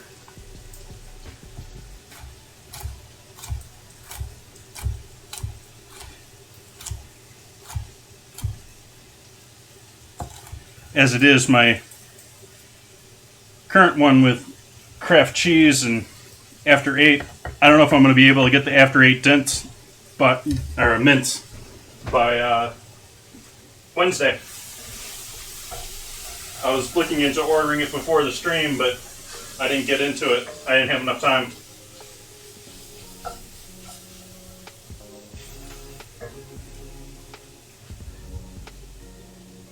Actually, I'm going to split this in half.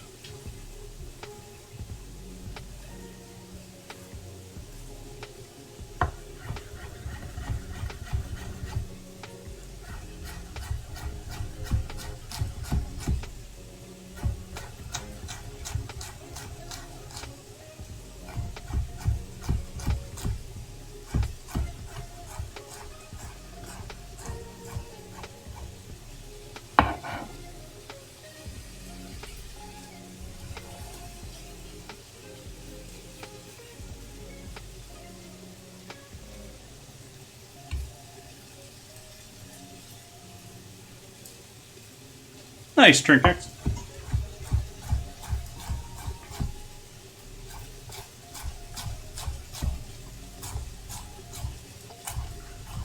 Sorry, I know I've pronounced your name like 5 different ways now.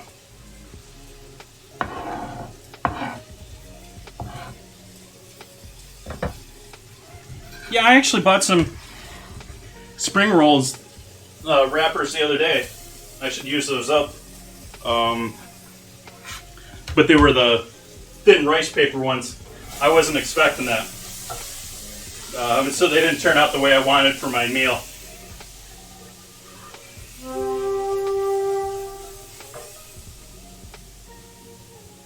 Okay, so we got all of our veg in there.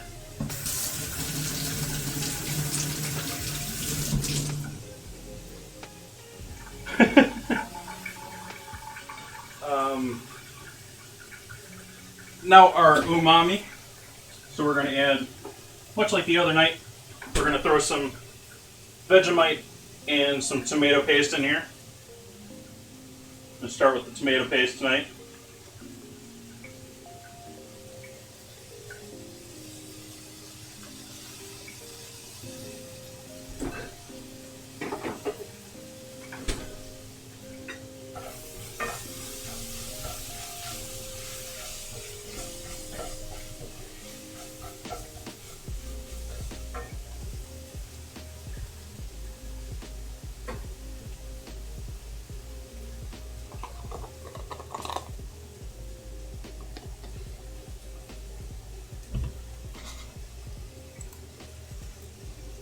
I didn't know what screen I was on there. I don't know. Hopefully you could see what I was doing. We got some Vegemite out.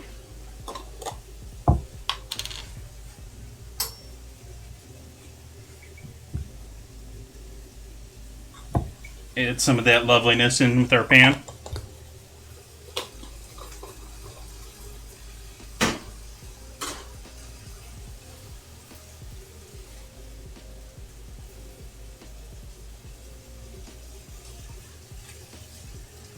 Love that stuff. Ooh, it's got a little heat from the jalapeno in my hand still. I believe, well, I know it's from brewing yeast, but I believe it's brewing yeast that's been fermented.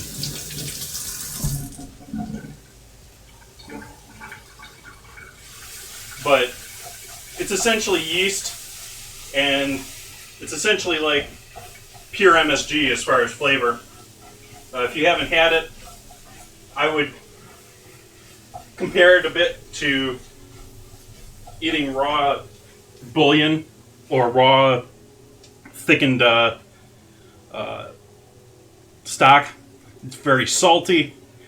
It's very densely flavored. It's very complex. And it's very, very savory.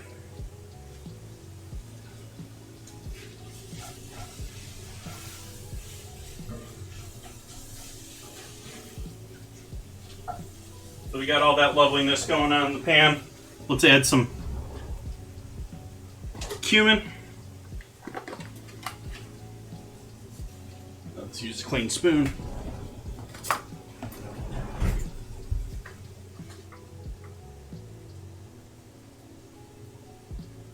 A little heavy on the cumin, but oh well. tiny, tiny pinch of cinnamon.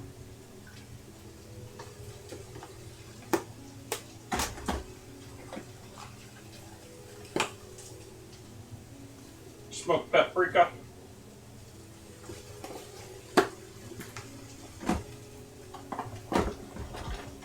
And both types of chili. Chili powder, New Mexico style.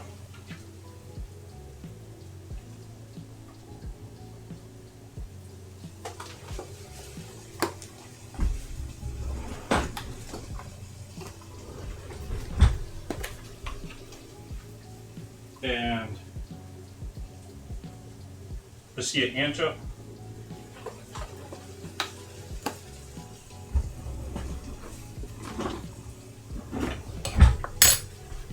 And lastly, good grind of pepper here.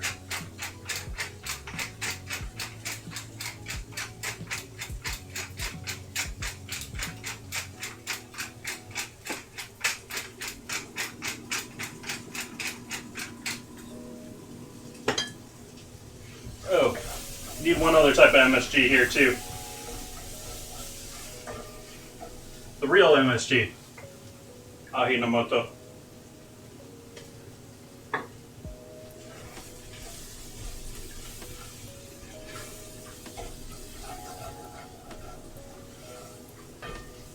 So now we got all that loveliness going. We're gonna add our semi-frozen stock using pork stock that I made on stream earlier this year, back in July.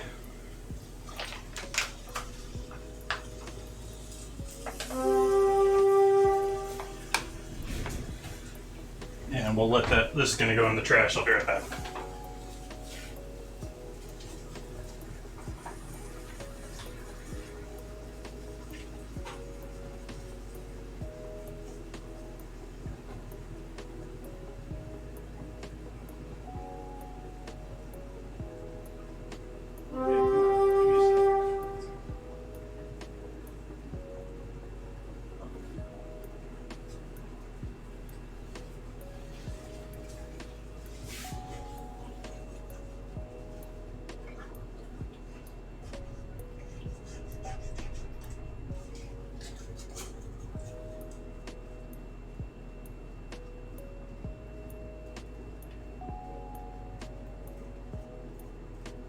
Obviously, it would be better if you had some nice warmed up stock for this, but do what we need.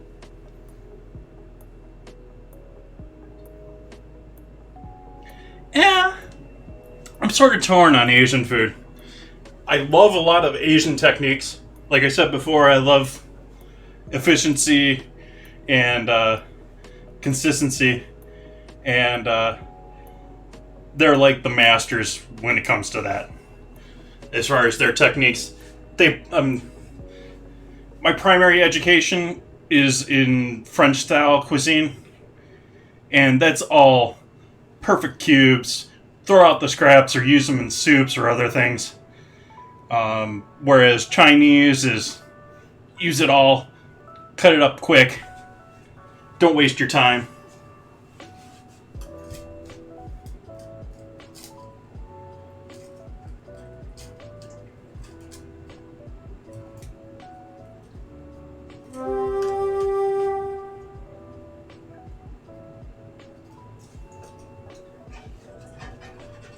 We might be pushing the limits of this band tonight. In fact, I know we are. Sort of debating if I should switch over to a larger pot.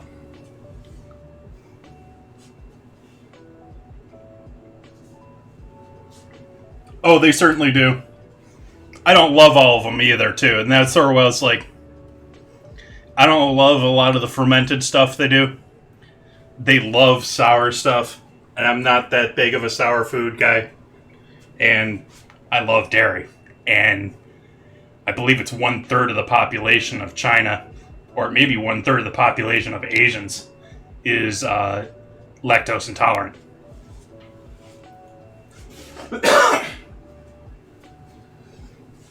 And so the vast majority of Asian cuisine doesn't use dairy.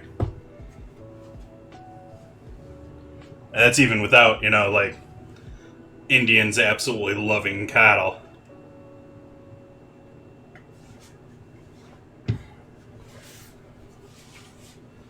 I'm not sure which is worse, the Indians' love of cattle or the Americans' love of horses, because they're both good eats. Even though I haven't had horse, but it's sold pretty much around the world otherwise.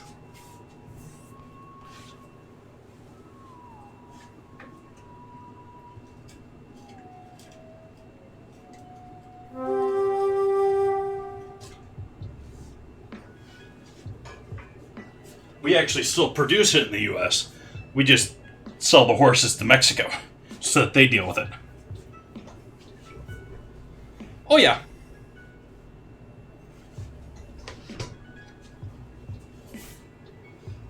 We just have the mentality here in the U.S. Oh, people in general, regardless of where you are, they don't like killing pretty animals. You get people complaining about, oh, you're killing cattle to feed yourselves, and they're worried about, killing animals in their food. Well, hey, how many millions of field mice die a year in wheat harvesting or in silo protection? It's sort of, at what point do you care about it?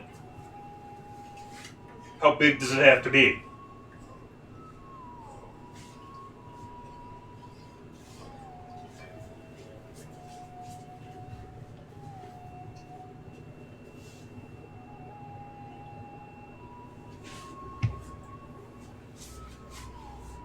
And yeah, I'm going to switch to my larger pot now.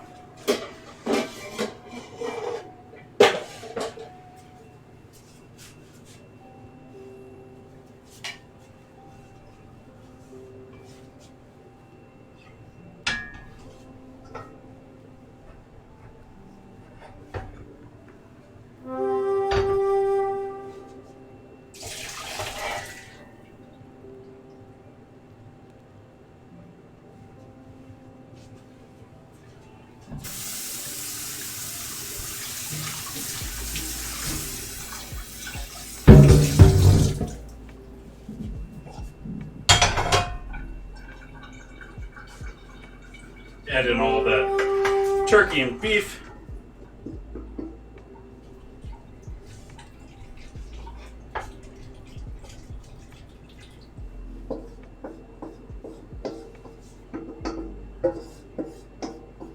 Get all those juices too.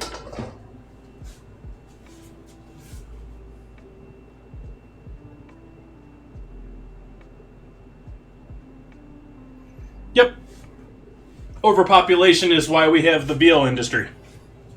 Because how do you think we get so much milk?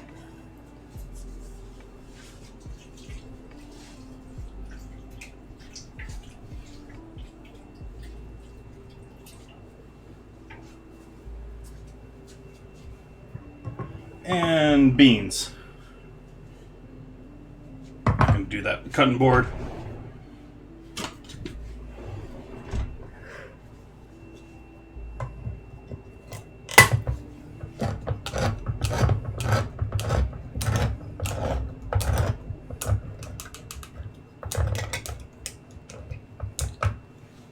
Oh, that's true too. I'll pour off the majority of the liquid here. Not worried about them being bone dry, but want most of it out. These are the cannellini, so they're nice big white beans.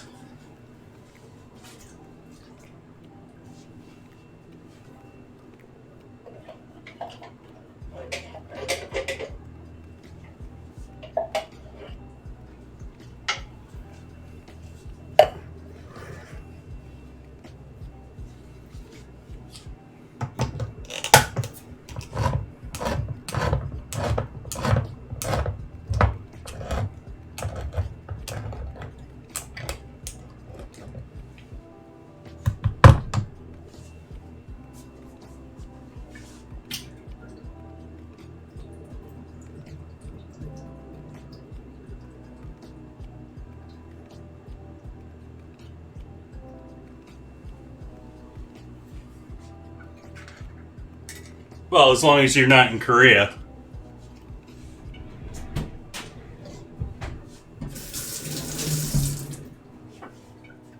Korea still has issues. The Korean government is trying to get rid of people eating dog, but it is very common in Korea to find sweet meat restaurants. I have not been. This is just from my reading. And it's one of those cultural things.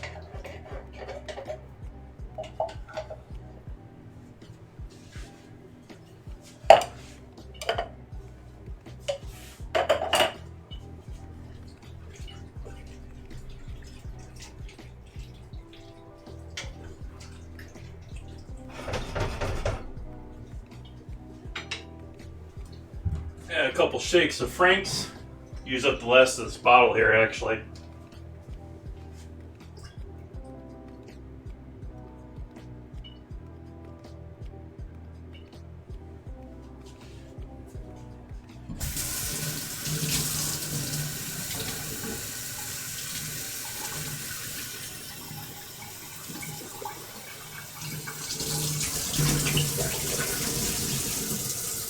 Well, cats and dogs have certainly chosen to be, I mean, if you look at the genetics of them and stuff like that, they've very much chosen to be our pets. And, well, as much as genetics is choosing.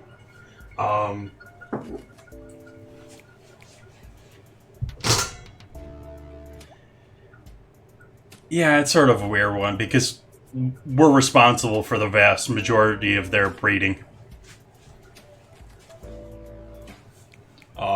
But you look at places like... There's stray issues in other cities, though, too. So, it's just like we're dealing with hogs in the south. I mean, it's basically, if you can shoot it, you can have it. Or with deer, where you have to keep them from being overpopulated. Mostly because we killed most of their competition.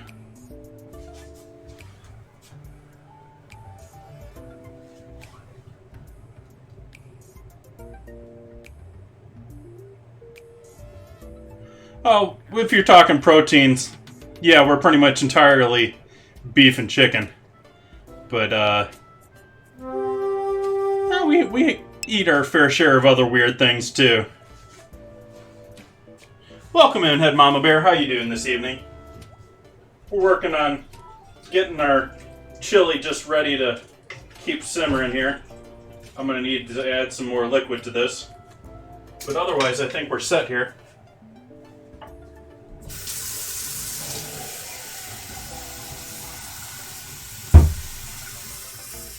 Oops, sorry, bumped the camera there.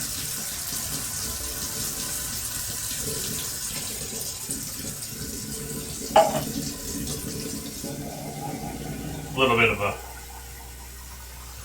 leftover beans in the bottom of the can, so we'll use the water to get that all in there. So this is just going to sit here and simmer for a little bit.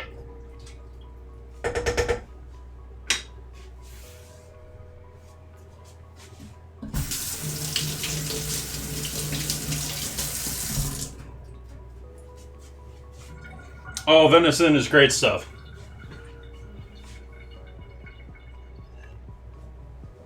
Strangely, we here in the States love our chicken wings. One of the things that I found when I was in China was they were selling all over the place dried legs from and just the lower part of the leg. So it was literally like a razor thin piece of meat that's probably super connective tissue filled, just dried, and they gnaw on them. They love them.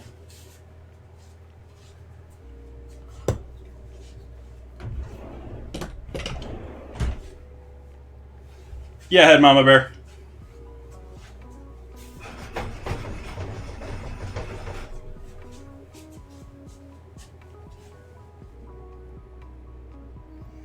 Yep, good stuff.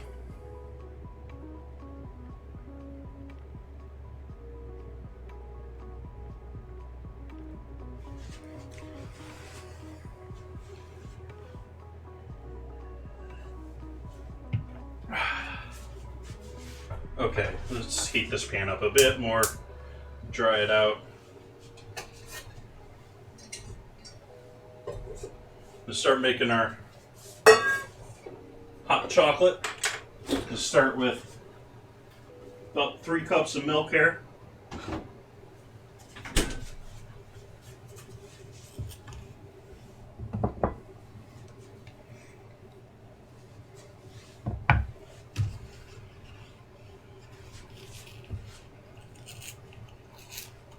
Hot chocolate with tawny port.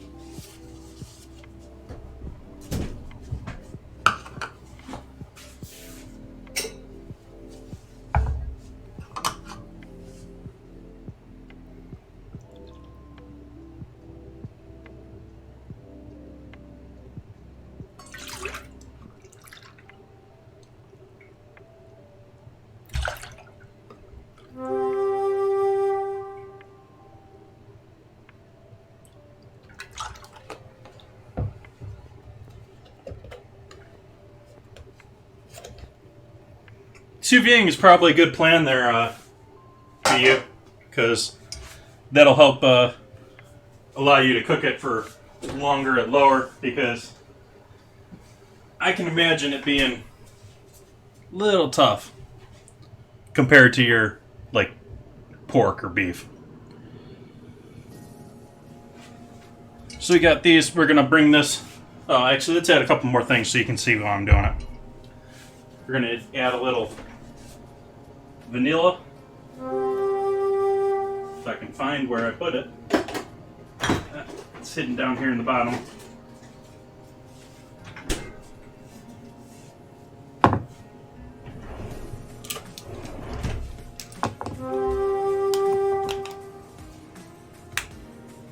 Nice.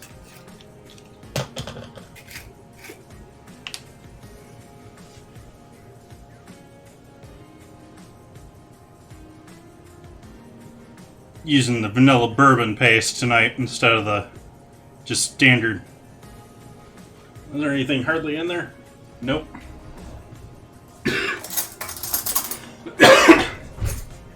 That's not going to fit.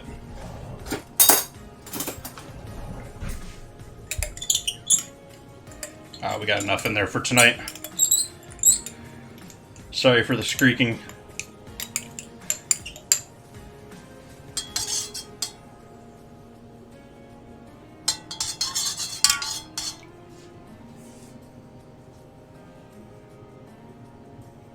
And let's lay that on the side and see if we can't toss a little bit more in there later.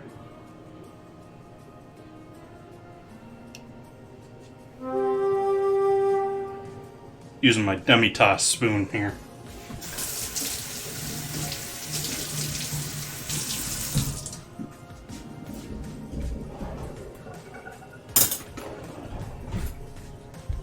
And let's leave it with that for that.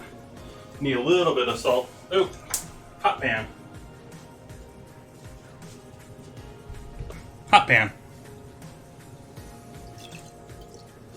Just a pinch of salt there. Just to bring out a little of that flavor.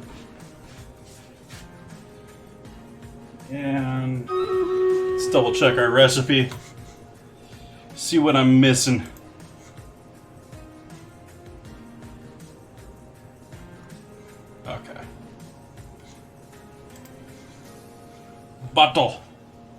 To battle!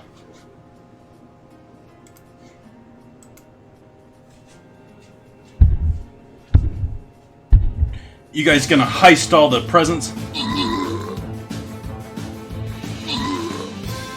Ooh, that one rogue up top just didn't quite make it.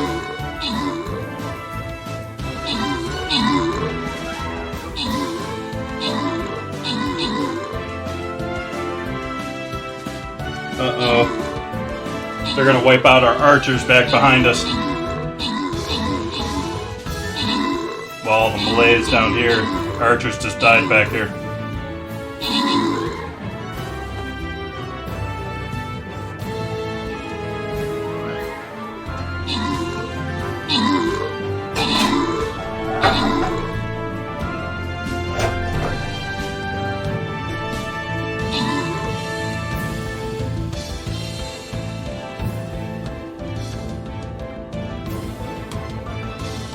Oh, we got this. We still got our healer and our flag bearer.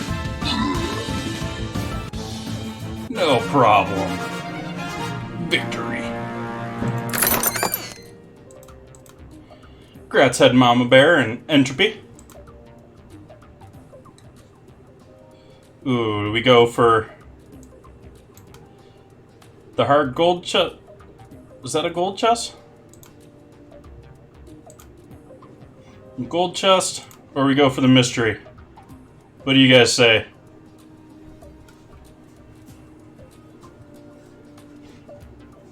And yeah, I totally did burn my hand earlier. Oh well, it's not too bad.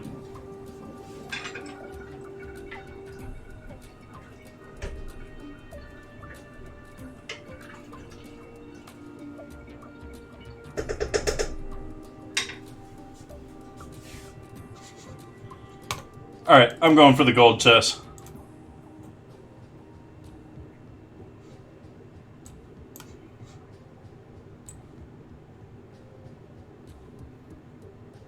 And since they'll be revealed over time, put this guy here in the center. That way you guys can build up your forces back here, and we can go either way from here, whichever is best.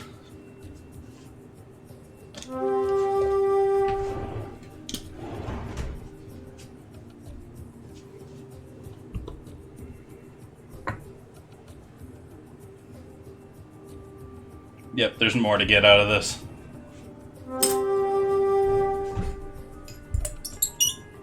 And it'll probably be a little bit more vanilla than you typically should throw in there. But I'm just finishing off the bottle here.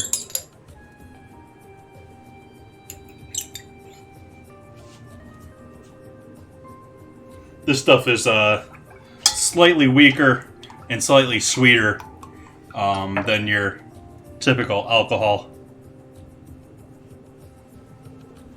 based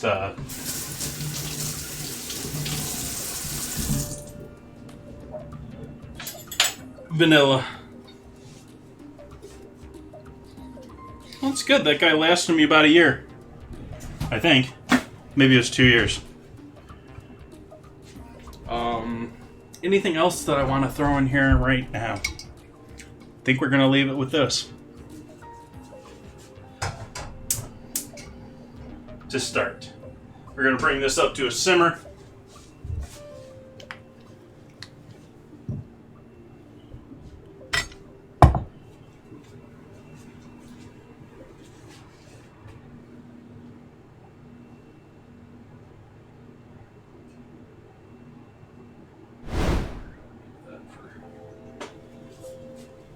Later. We're going to need to add a little chocolate to this, and we're going to add some cocoa to this.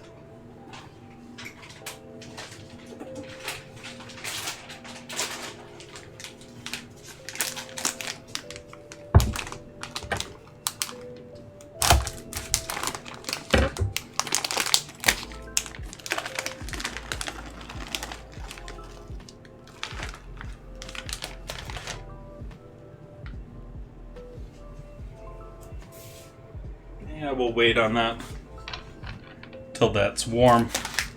Be easier to mix in when it's warm.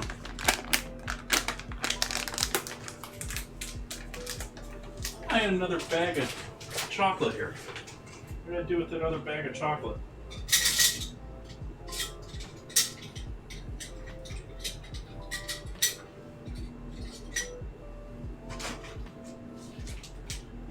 Thought I had another bag of semi-sweet around here somewhere.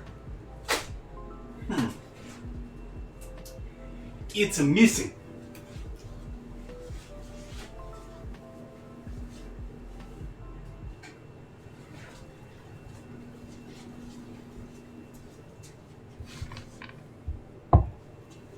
So we got Ghirardelli Cocoa, National Cocoa Day.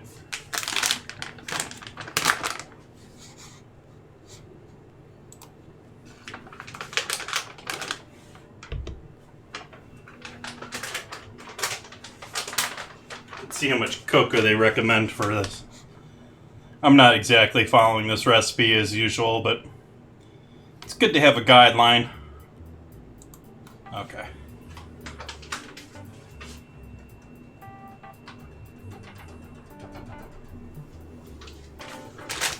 Cocoa, which I just blew all over myself. I still haven't opened my second bag of cocoa.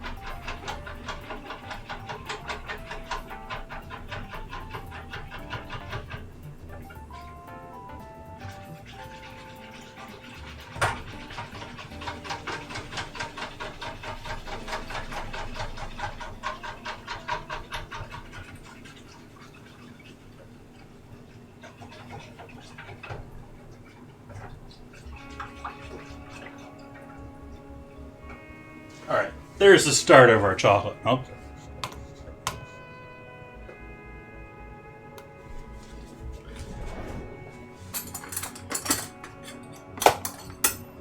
I'm going to do something that may seem a little weird for you. And I'm not going to explain why I'm doing it until you see why.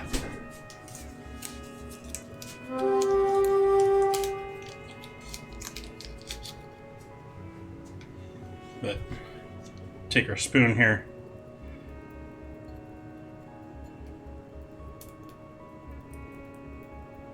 Make sure it gets a nice good coating of butter on there.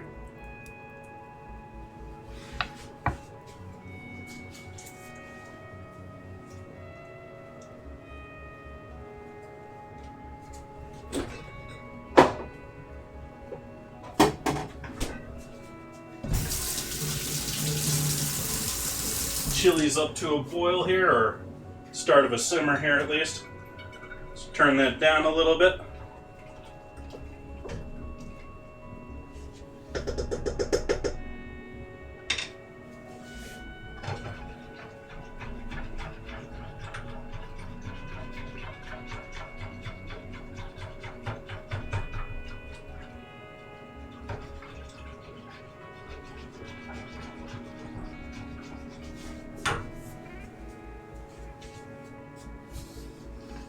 Now we're going to add the chocolate in there.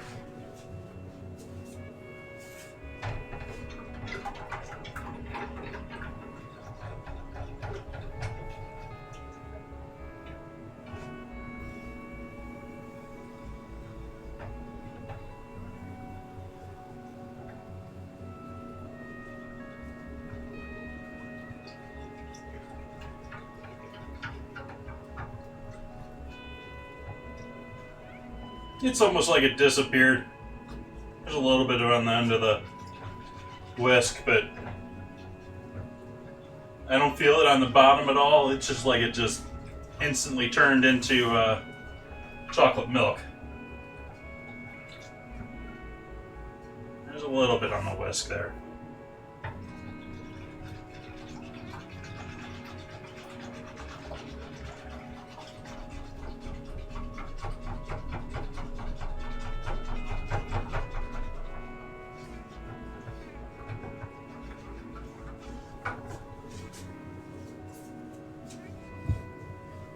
we have tawny port from Friday.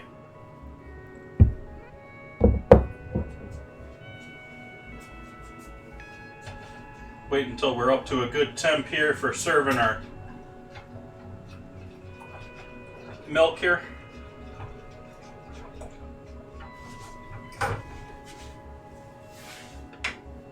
Meanwhile, we've got this gorgeousness, words going on.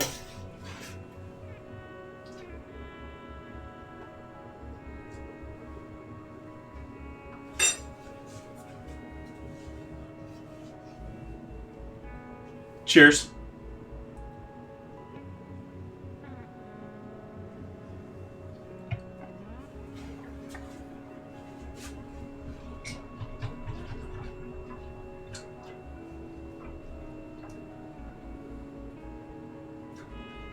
Chocolate's all melted in there now.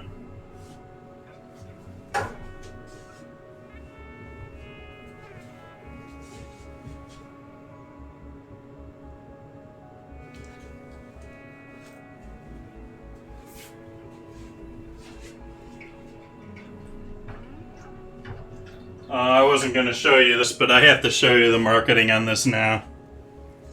So, we're going to be using a little bit of a marshmallow cream. Just, I love you to the spoon and back. It's just with the moon theme. It's so cutesy.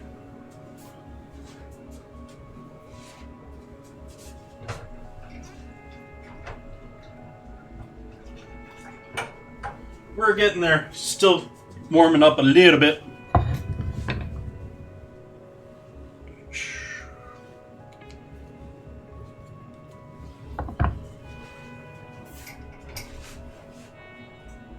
We're now simmering there, so don't want to go too much warmer there.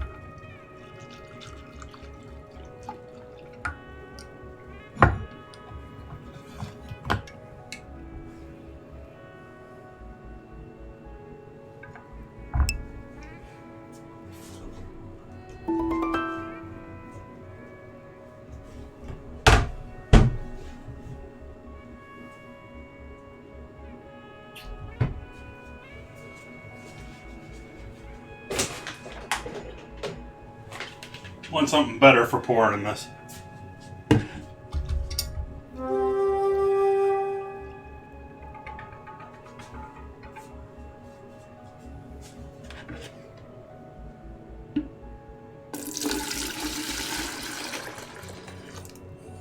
You can see most of the chocolate melted in there.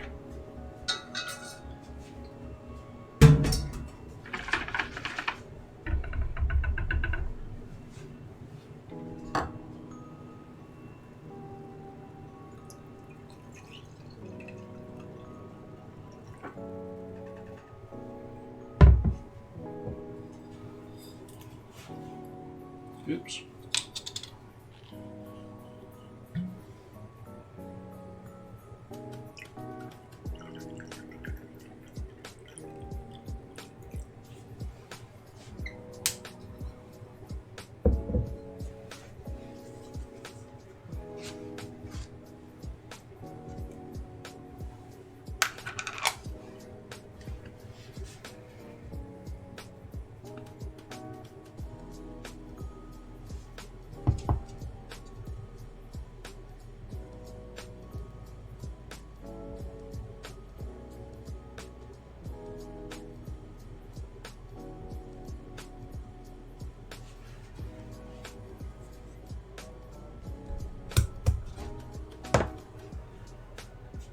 Oh yeah. Oh, that's good too. I haven't had that stuff before.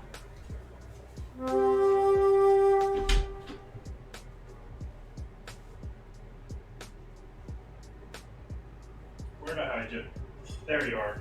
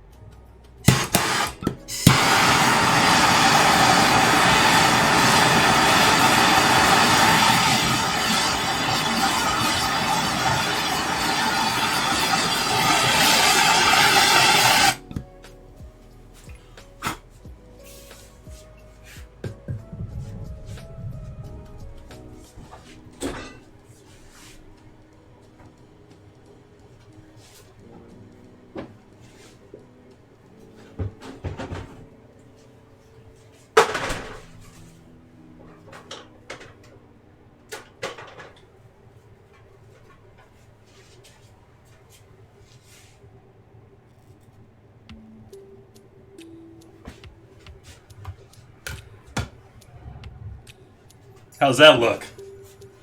That looks good to me. Come on, poke in there.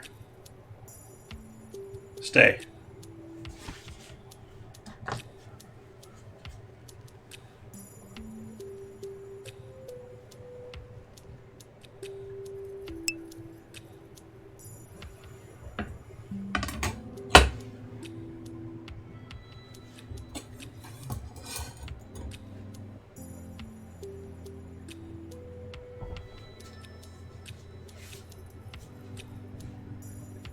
One more.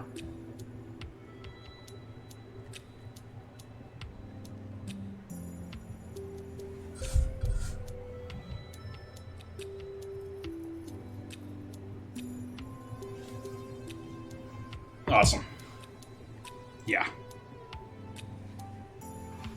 So this, if you guys are not familiar with, is the toffee coated in chocolate that I started on Wednesday.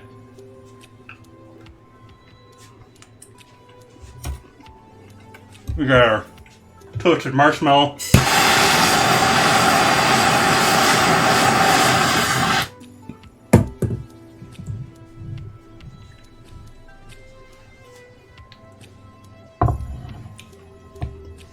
Oh, I love that smell of that toasted marshmallow. So good. So delicious.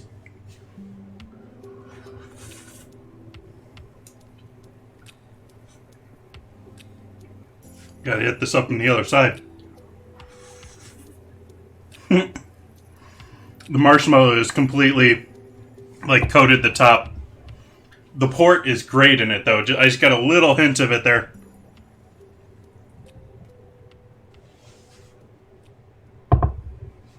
Oh yeah.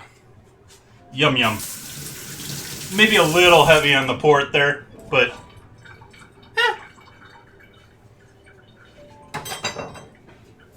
that's boiling way too quick.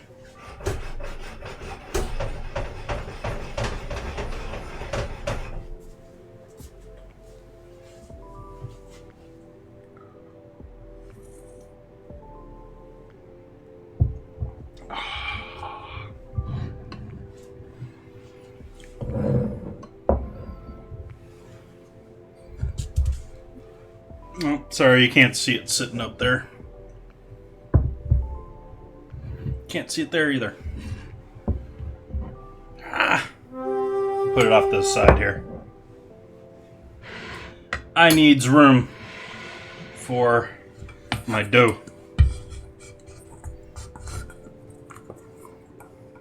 It's risen a little bit, not much though.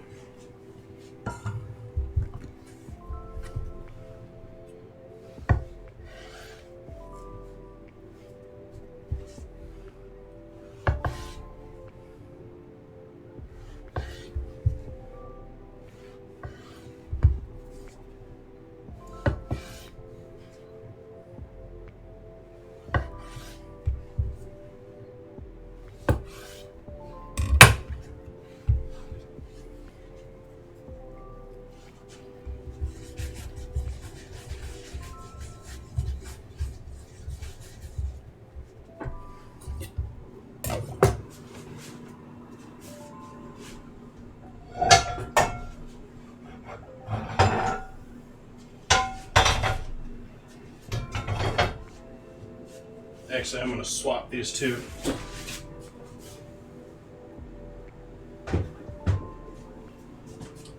We're going to move the chili a little out of your view here, or at least onto the back view.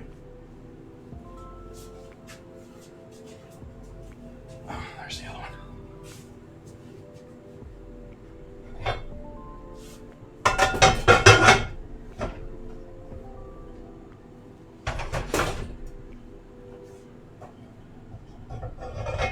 And we'll use this for our flatbread. Get that warming up. Not too warm, but warm. We'll get the flame going back once again under the chili. Set that to just barely cooking. Rolling pin. Let's take the flame out of the kitchen too. I always want to make sure it's shut off.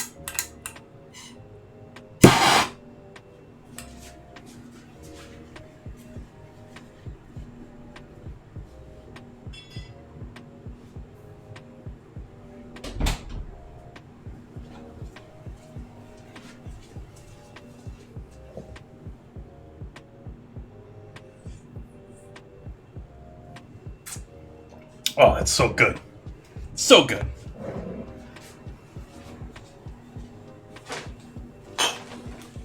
Hey there.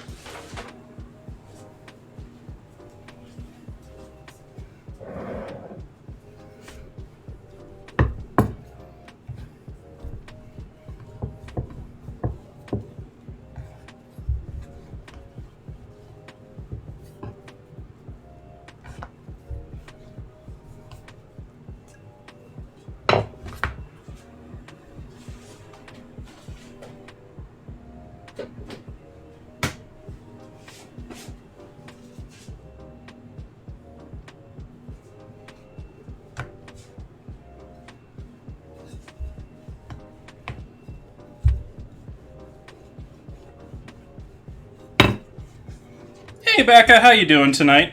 Welcome, man. Working on rolling out our flatbreads here. They're not being very cooperative yet so far. Enjoying some hot chocolate or hot cocoa. Little tasting booze in there.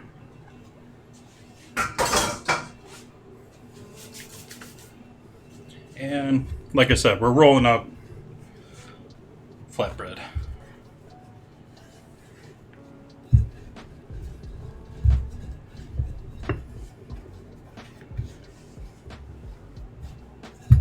And got chili on the stove.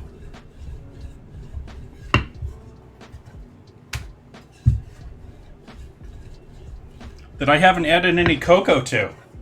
Wow. I almost went making the whole chili without adding any cocoa into it. Gonna have to do that next year.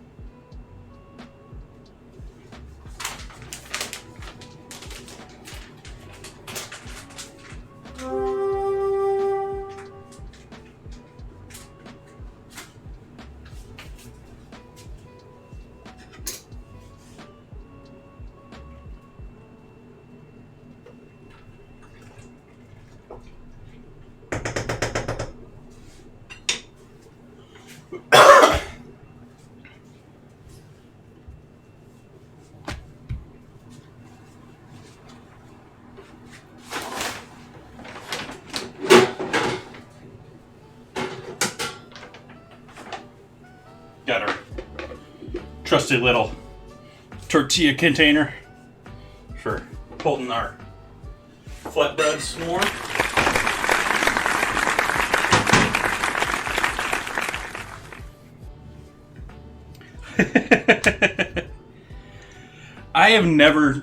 I've seen clips. I've never watched The Office. And it seems like perfect show for me. I just haven't done a lot of TV in the last couple of years, or the last decade.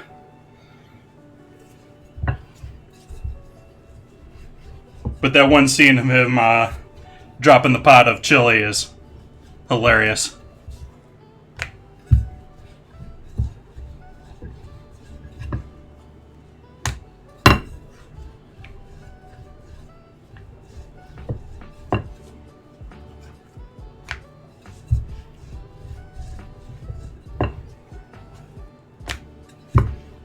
Getting one or two of these rolled out ahead of time, so we're not trying to roll them out to order as we're cooking them here.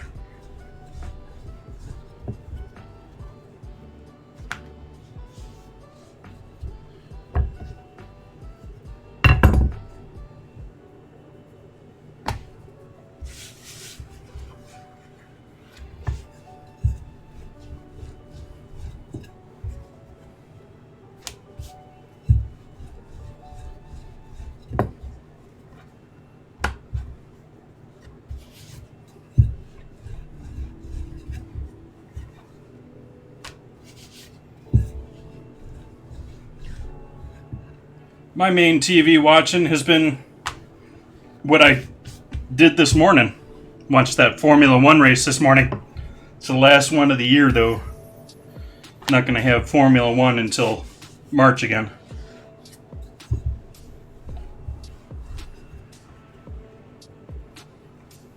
Sounding like it's going to be another exciting year for that, too, though. Going to have all sorts of interesting tracks they're talking about. They're actually talking about doing Portugal, too. Which, I thought they were done with that. Port Meow. Yeah, I'm butchering that name.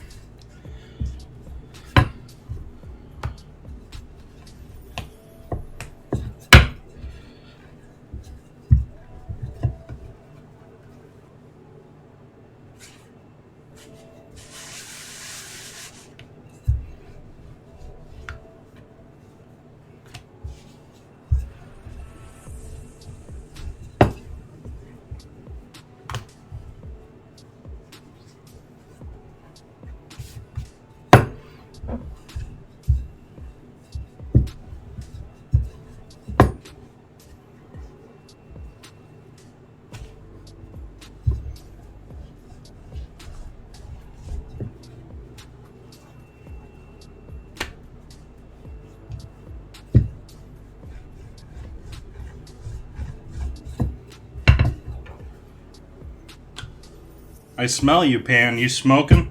I don't see it much on the screen. I'm talking about the cast iron, not the chili. I smell the iron heating.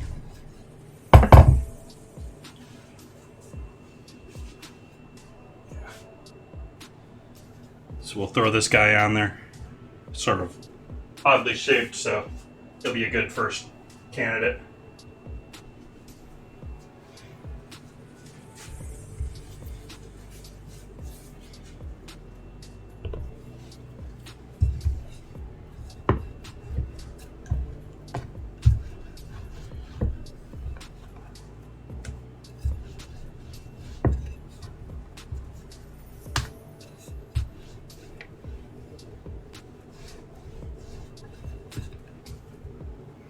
I actually, about a year ago, took what money I was putting towards my cable bill and my TV, or rather I had a YouTube TV contract and started that when it was $35 or 30 or something like that. And it's just gotten more and more expensive. And about a year ago, I was like, or probably when I started streaming, so about a year and a half ago, I was like, yeah, we'll stop that. We'll put that money towards, at the time, Mixer.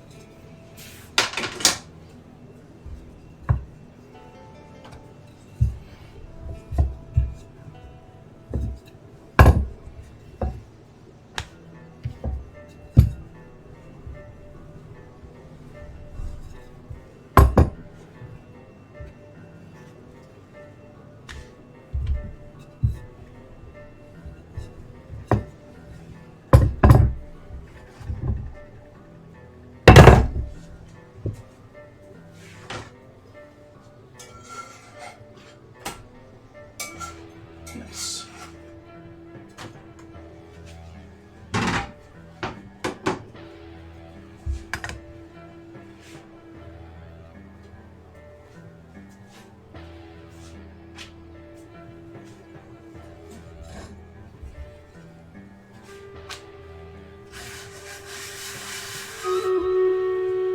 Bottle.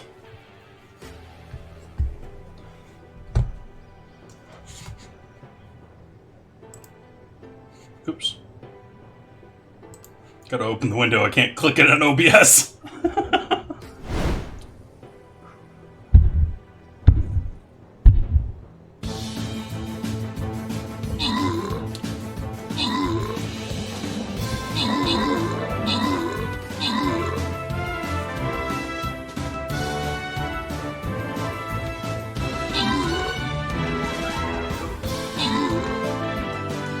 Uh-oh, there's a lot of dinos. I don't know if we're gonna get this one. Those dinos hit like a rock once they get out of those ice cubes. They hit for like 100.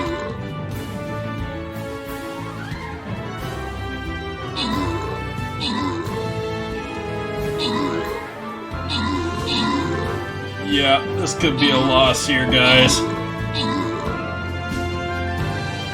That one dino's taking over half of my tank's health. We don't have healers or support anymore. I don't think we got this, guys. Let's go, Alan! Save us! No!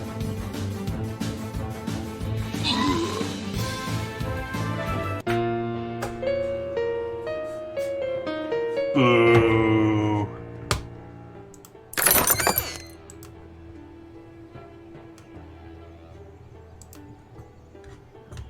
Yeah, those dinos are tough. We're gonna try that again, though.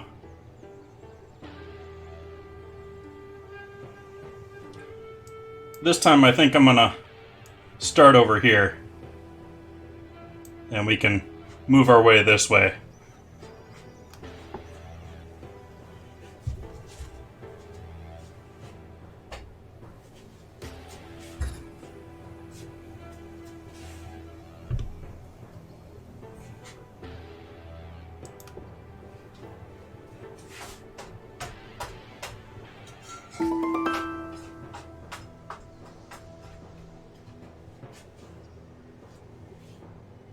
Chili's still cooking a bit hot. I do want it to sort of reduce a little bit here. Do want it to thicken up a slight bit.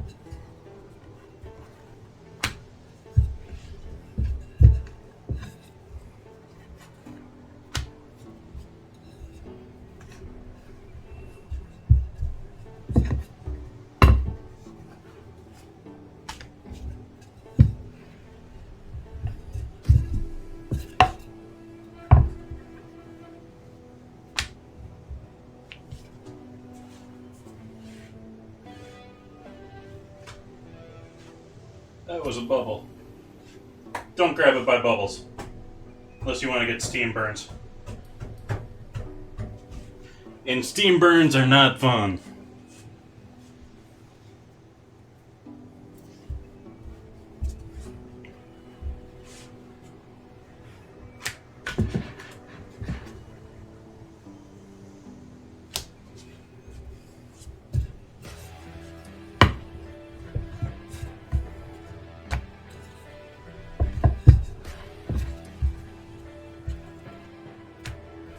Steam burns, yeah, they're really hard to avoid when you put yourself in a position to get one.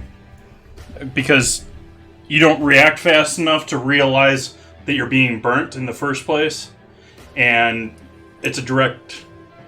It's you just don't realize it until it's too late, and then once it's too late, it's too hard for you to move and react quick enough.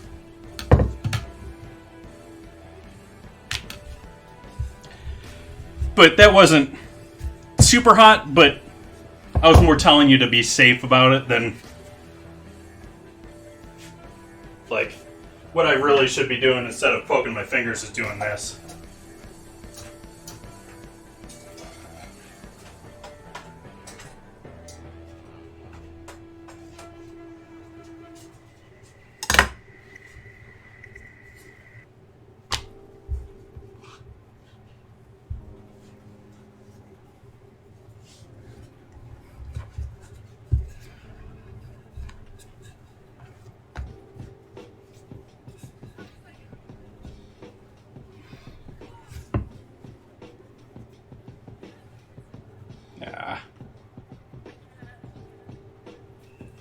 But welcome in,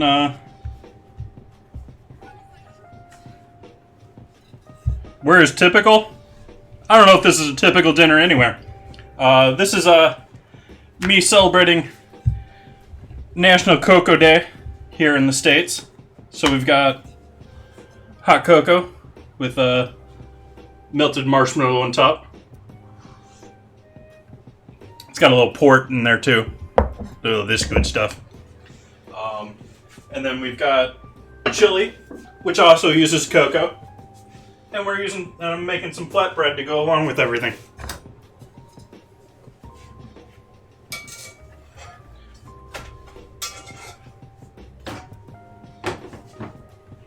I don't know, I guess you could say chili and hot chocolate is a winter meal for people in the States, but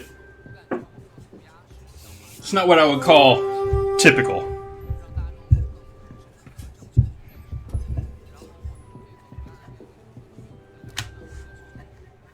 Welcome in. Glad to have you. How are you doing this evening?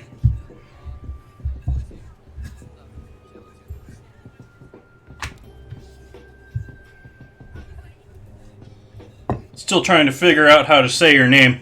Looks sort of Spanish.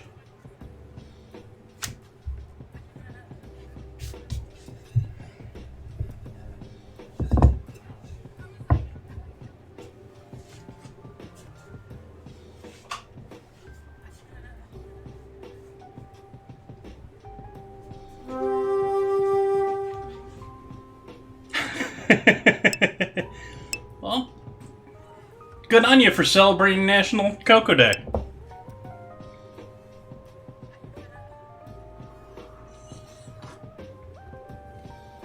Oh, what time is it there? Like 2 o'clock in the morning? I'm in Northern California. I cook around this time daily. Or, not daily, sorry. 3 days a week. Fridays, Sundays, and Wednesdays. Fridays and Sundays, I just sort of have some fun. Today I'm doing National Cocoa Day since it's something to do. But Wednesdays I have ingredient challenges. If you guys join into the Discord, I'll give you guys a look at that in a couple minutes here. I have a vote going between Kraft cheese slices and After Eight dinner mints or biscuits. They're sort of like a chocolate coated chocolate biscuit, European style biscuit. And I'll have to use either the cheese or the dinner mints for an ingredient for both savory dinner and sweet dessert. So, got a long list of things we've done. We've done about 10 weeks of these now. We've tried a whole bunch of things like Twinkies and Pocky and other good stuff. Popcorn, all sorts of stuff. So it's sort of fun to do on Wednesdays. Something interesting, something different. We have Discord here, I can show you guys what we got going.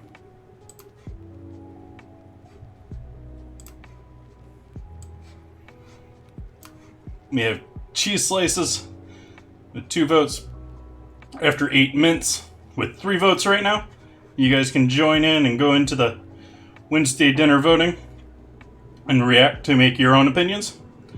Or we have the ingredient suggestions channel here just below that, where you can make your own suggestions for future votes. And the ones with the most reactions to those are the ones that get chosen for the main dinner voting. I'll shut this off sometime tomorrow. Like I said, there's maybe availability issues with this one. It'll be the first time to do that. Yeah, I'll do that later tonight. Thank you. And then, as usual, we have your typical general chat. I have a Formula 1 chat going on because I like talking and chatting during the races and all the other stuff. And we have all your other typical goodie stuff. You have your community, where I post all my food photos. This week was Fruit Loops for Wednesday. And we got recipes if you want me to try something. Your own community funny videos, home photos, pet pictures, all that good stuff. So, guys, join in. My bot is not working great for Discord right now, but I will give you permissions after I finish the stream. If you guys join in tonight.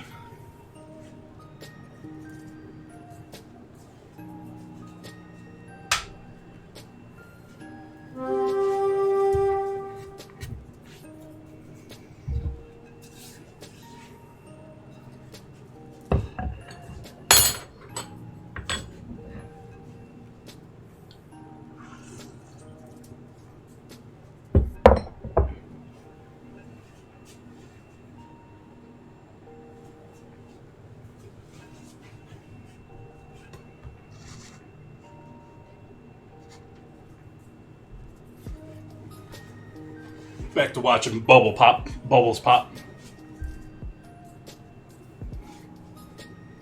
Oh, I enjoy my chocolate marshmallow goodness. Goodness? Is that a word? Goodness.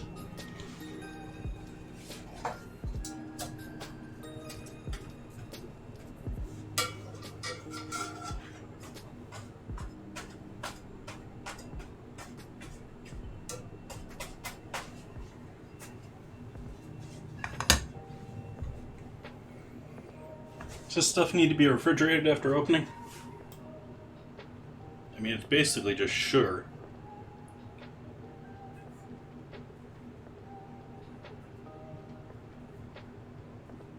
Doesn't say. Probably doesn't. It's probably just like fluff, can stay out forever.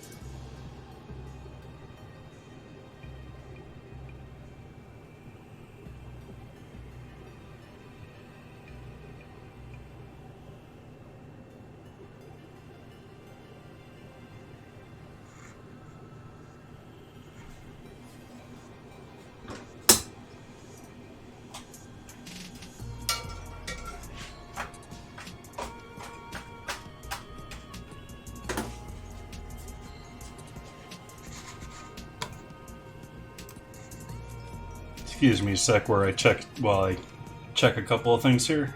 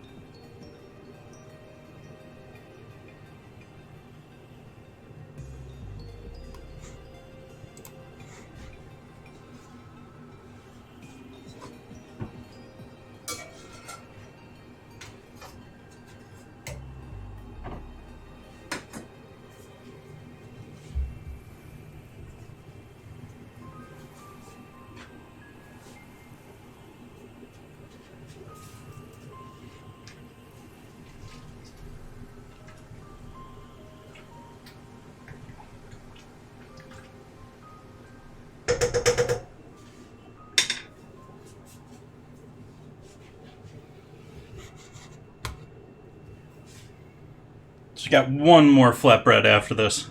We'll be wrapping everything up after that. How much longer we got in our current battle here? Another 14 minutes.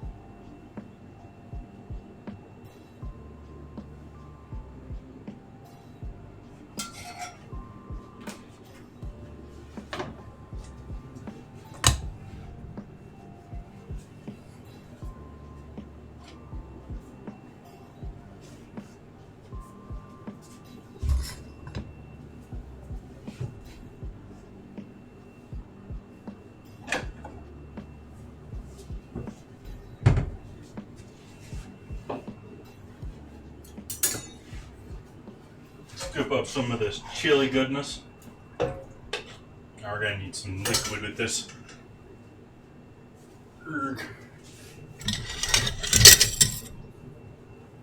Oh, that smells great.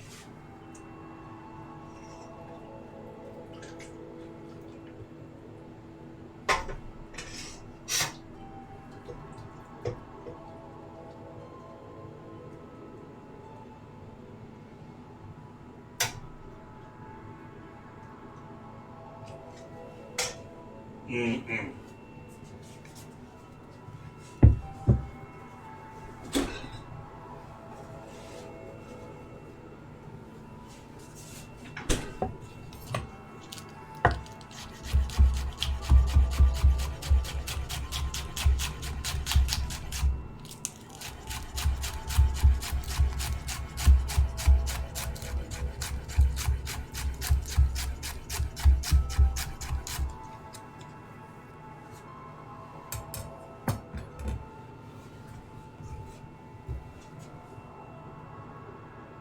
Oops.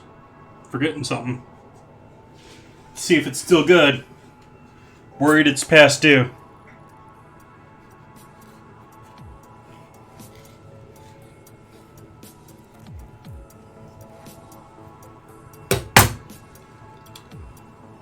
Yeah, it's sort of past due there.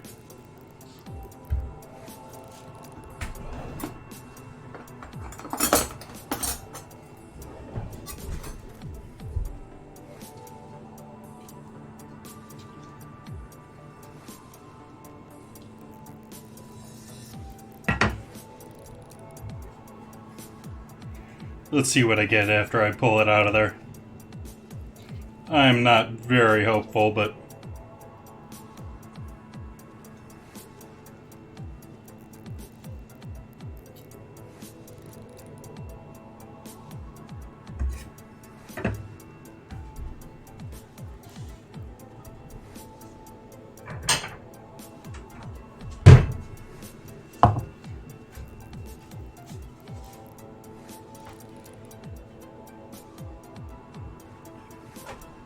left that one on there a little too long.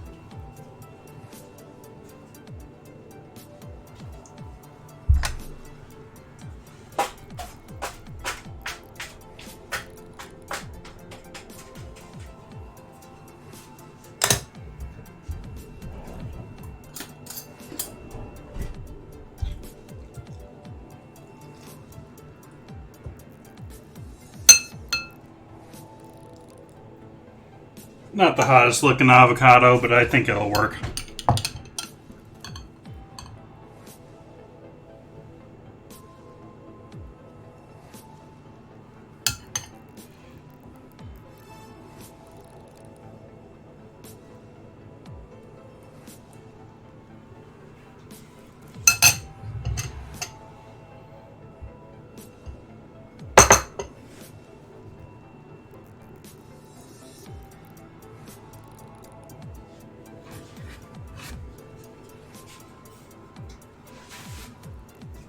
Got the flatbread again.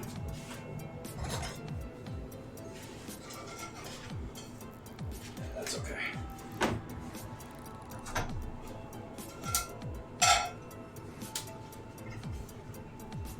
All right.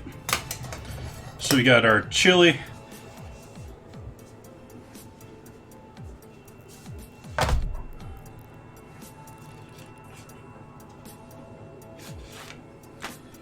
Our flatbread,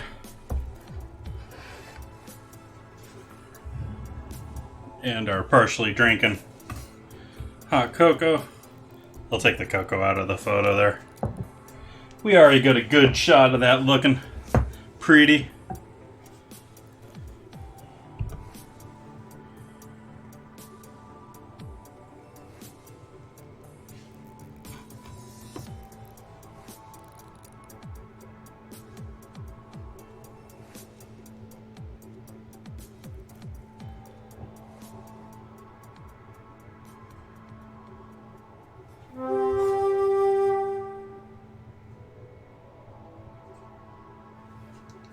Awesome. Actually, I want to do that once more.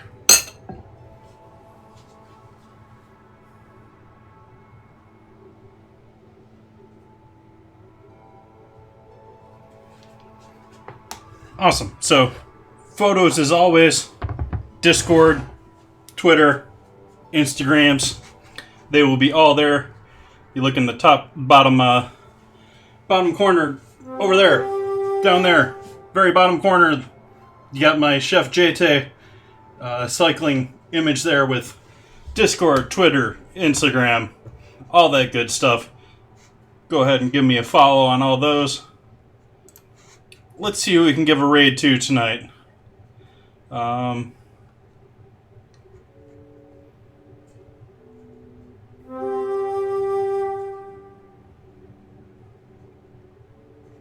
Let's go say hello to another food and drink streamer here. Give you guys someone else to hang out with here tonight.